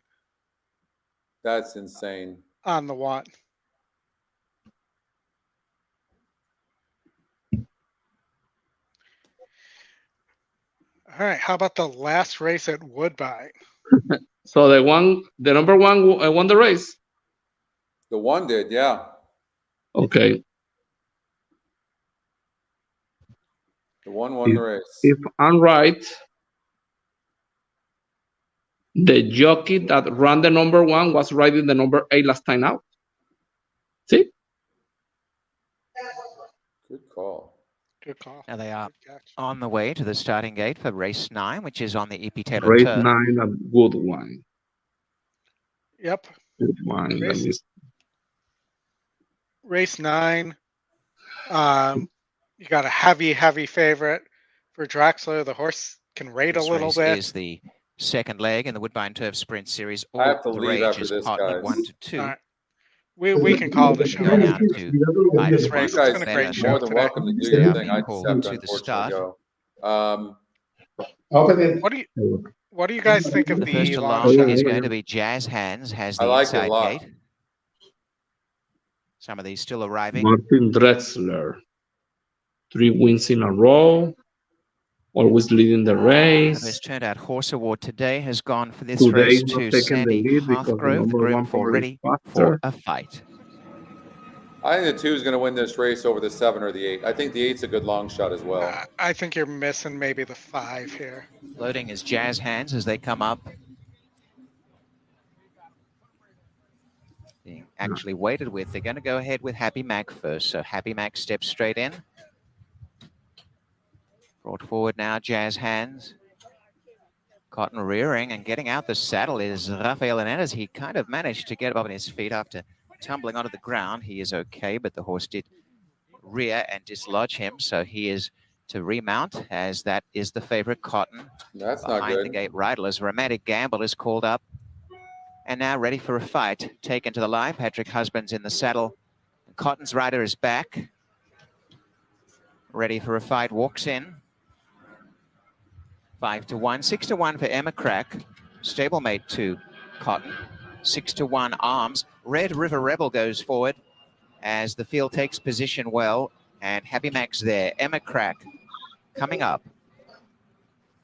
And the Mark Cassie trained Arms for Declan Carroll to the outside gate. The last along is Cotton. Cotton has a 3-win streak coming into this sprint. The Woodbine Turf Sprint Series second leg. They're all in, locked up. The number 8 is going on to their way. And they all came out as one and shooting for the early lead. It's Cotton on the inside and up the rails pushing is Jazz Hands. They've gone clear by a length and a half. Happy Mac taking a run up into third. And on the outside, Emma Crack from Red River Rebel, ready for a fight. 2 behind them. Second last Arms, and last of all on the inside is Romantic Gamble. On the inside, Jazz Hands has gone to the front. A neck to Cotton, a length and a half away. Happy Mag, Red River Rebel on the inside of Emma Crack, and 4 lengths away, ready for a fight. Well back with Arms, and last of all is Romantic Gamble. They start the run down towards the 3/8, and showing the way on the inside is Jazz Hands. Ranging up now is Cotton, a length away, Red River Rebel coming home nicely on their inside. 2.5 Emma Crack, and behind them, well behind is Happy Mac, and on the inside, trying to get involved is ready for a fight, but it's Cotton and Jazz Hands with Red River Rebel finishing on, and in behind them, Emma Craig is ready for a fight. Look at this out in one. front, Jazz Hands, Red River Rebel is there. Jazz Hands and Red River Rebel battle this one out, and it's still Jazz Hands in front of Red River Rebel, ready for a fight into third, but Jazz Hands to the tune of a length. I really wanted that 5 there. Red River Rebel but second, I did play it as a win-play show. Arms was fourth, and then Emma Crack, Cotton, Romantic Gamble, and Happy jockey, Mac, 1873. Trainer, 26-1. Insane. So good. There you go. There's the pace on the turf sprinting, Oldy. Yep, and system new too, because it was 12% with that 4% trainer and the 3% jockey. Incredible. Incredible. And that was one of those things we were talking about, how sometimes it just sees something in the data that we can't see. It just sees something you can't see, 100%. All right, how would you like that 1-5 exacta? That's going to pay like $1,000 for an hour. And now the number 1 is 2 for 2 at the distance. Yeah, it's incredible. Mm-hmm. So, all right, you guys enjoyed it. All right. Thanks everybody. Thanks for having me, Oldie. Thank you for doing this, Scotty. You both, and we are talking soon. Jazz Hands all right, we'll see what happens with who ends up with no balls tomorrow. Third, and Arms was fourth. How about that? 1, 5, 4, 8. Bonanza. If you who's winning the Whitney tomorrow? Is that what you're asking? Yes. All right, Scotty had to drop out, and we'll close in a minute here. But let me see if I can add this to back to the stream. But I think it's all Cody's wish there. The GSR says Cody's wish is going to relish that distance, and those are a lot of those horses are the also rans from last year. But we can pull it up real fast here.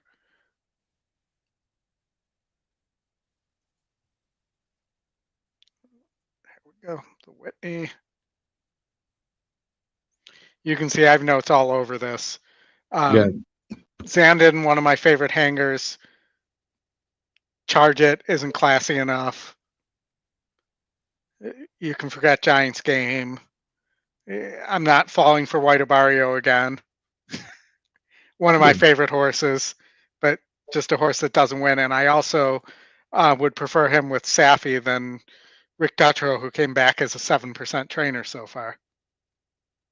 Yes, I think the only enemy that Cody's Wish has is himself. You know, to have a clear run, to be, well positioned at the beginning of the race, because this is a weak group. So right, yeah, that's my thought. I don't know. Maybe Charge It can improve a little bit more and be a problem, but he's not the same horse that won the Dwyer last year. He's a grade 2, grade 3 horse. Yes, he's supposed to be that. Yeah, he's supposed to be. But has more speed than Cody's Wish. That is the only advantage that he has, and of course depends of Cody's Wish, running on time to win the race. That's it. But for me, the only way Cody's Wish doesn't win is if only one of these horses, one of the horses towards the top of the pace number, runs and gets an easy lead. Exactly. That is the only way. But if he does what he needs to do, he will win. Yes, exactly. So, thanks for having me, and good luck tomorrow. You have a show tomorrow then? I understood that? No show tomorrow. Well, on social media. the Handicapper on Twitter. We will follow tomorrow. The Handicapper on Twitter. We're on WhatsApp. We're talking horses, but appreciate it, Alfredo. Thank you for coming on. Really enjoyed it. anytime to annoy Scotty, you are very, very, very welcome to let me get in. See you. Well, we talk to you later. Thank you. Talk to you, Alfredo. Thank you. Bye. Thank you, everybody. Great show. I appreciate everybody who hung around for the entire thing. Thank you. And who didn't, for that matter. All right. Thank you.